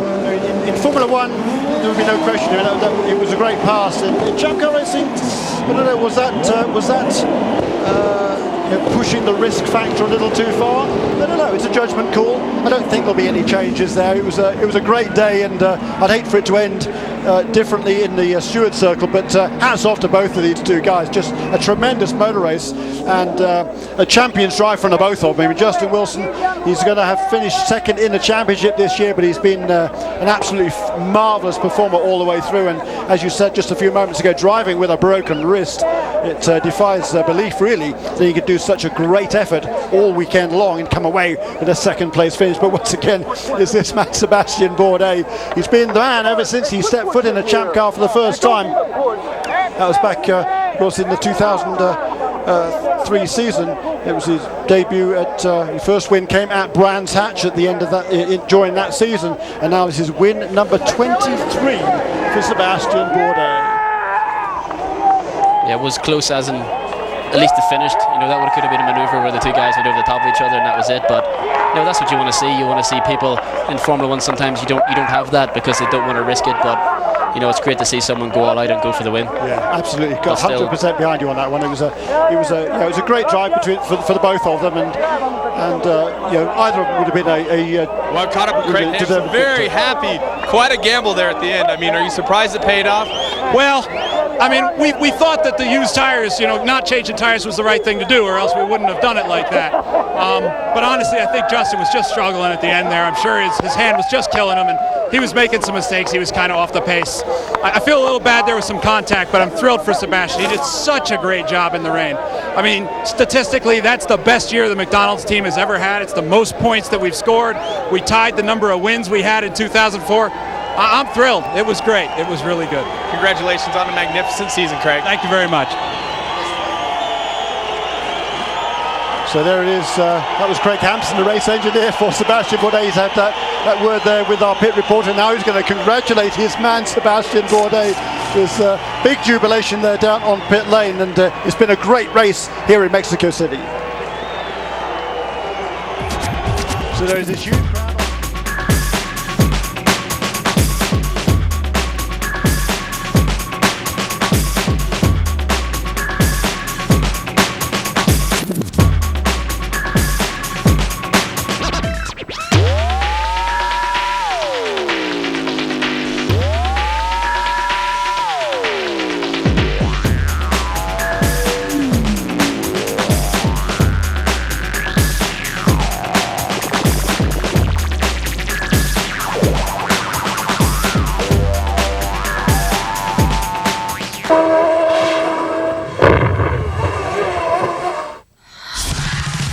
Well, even more high-octane action next in our Motorsports Weekend Roundup. Then highlights of today's Mauresmo Enin Ardennes clash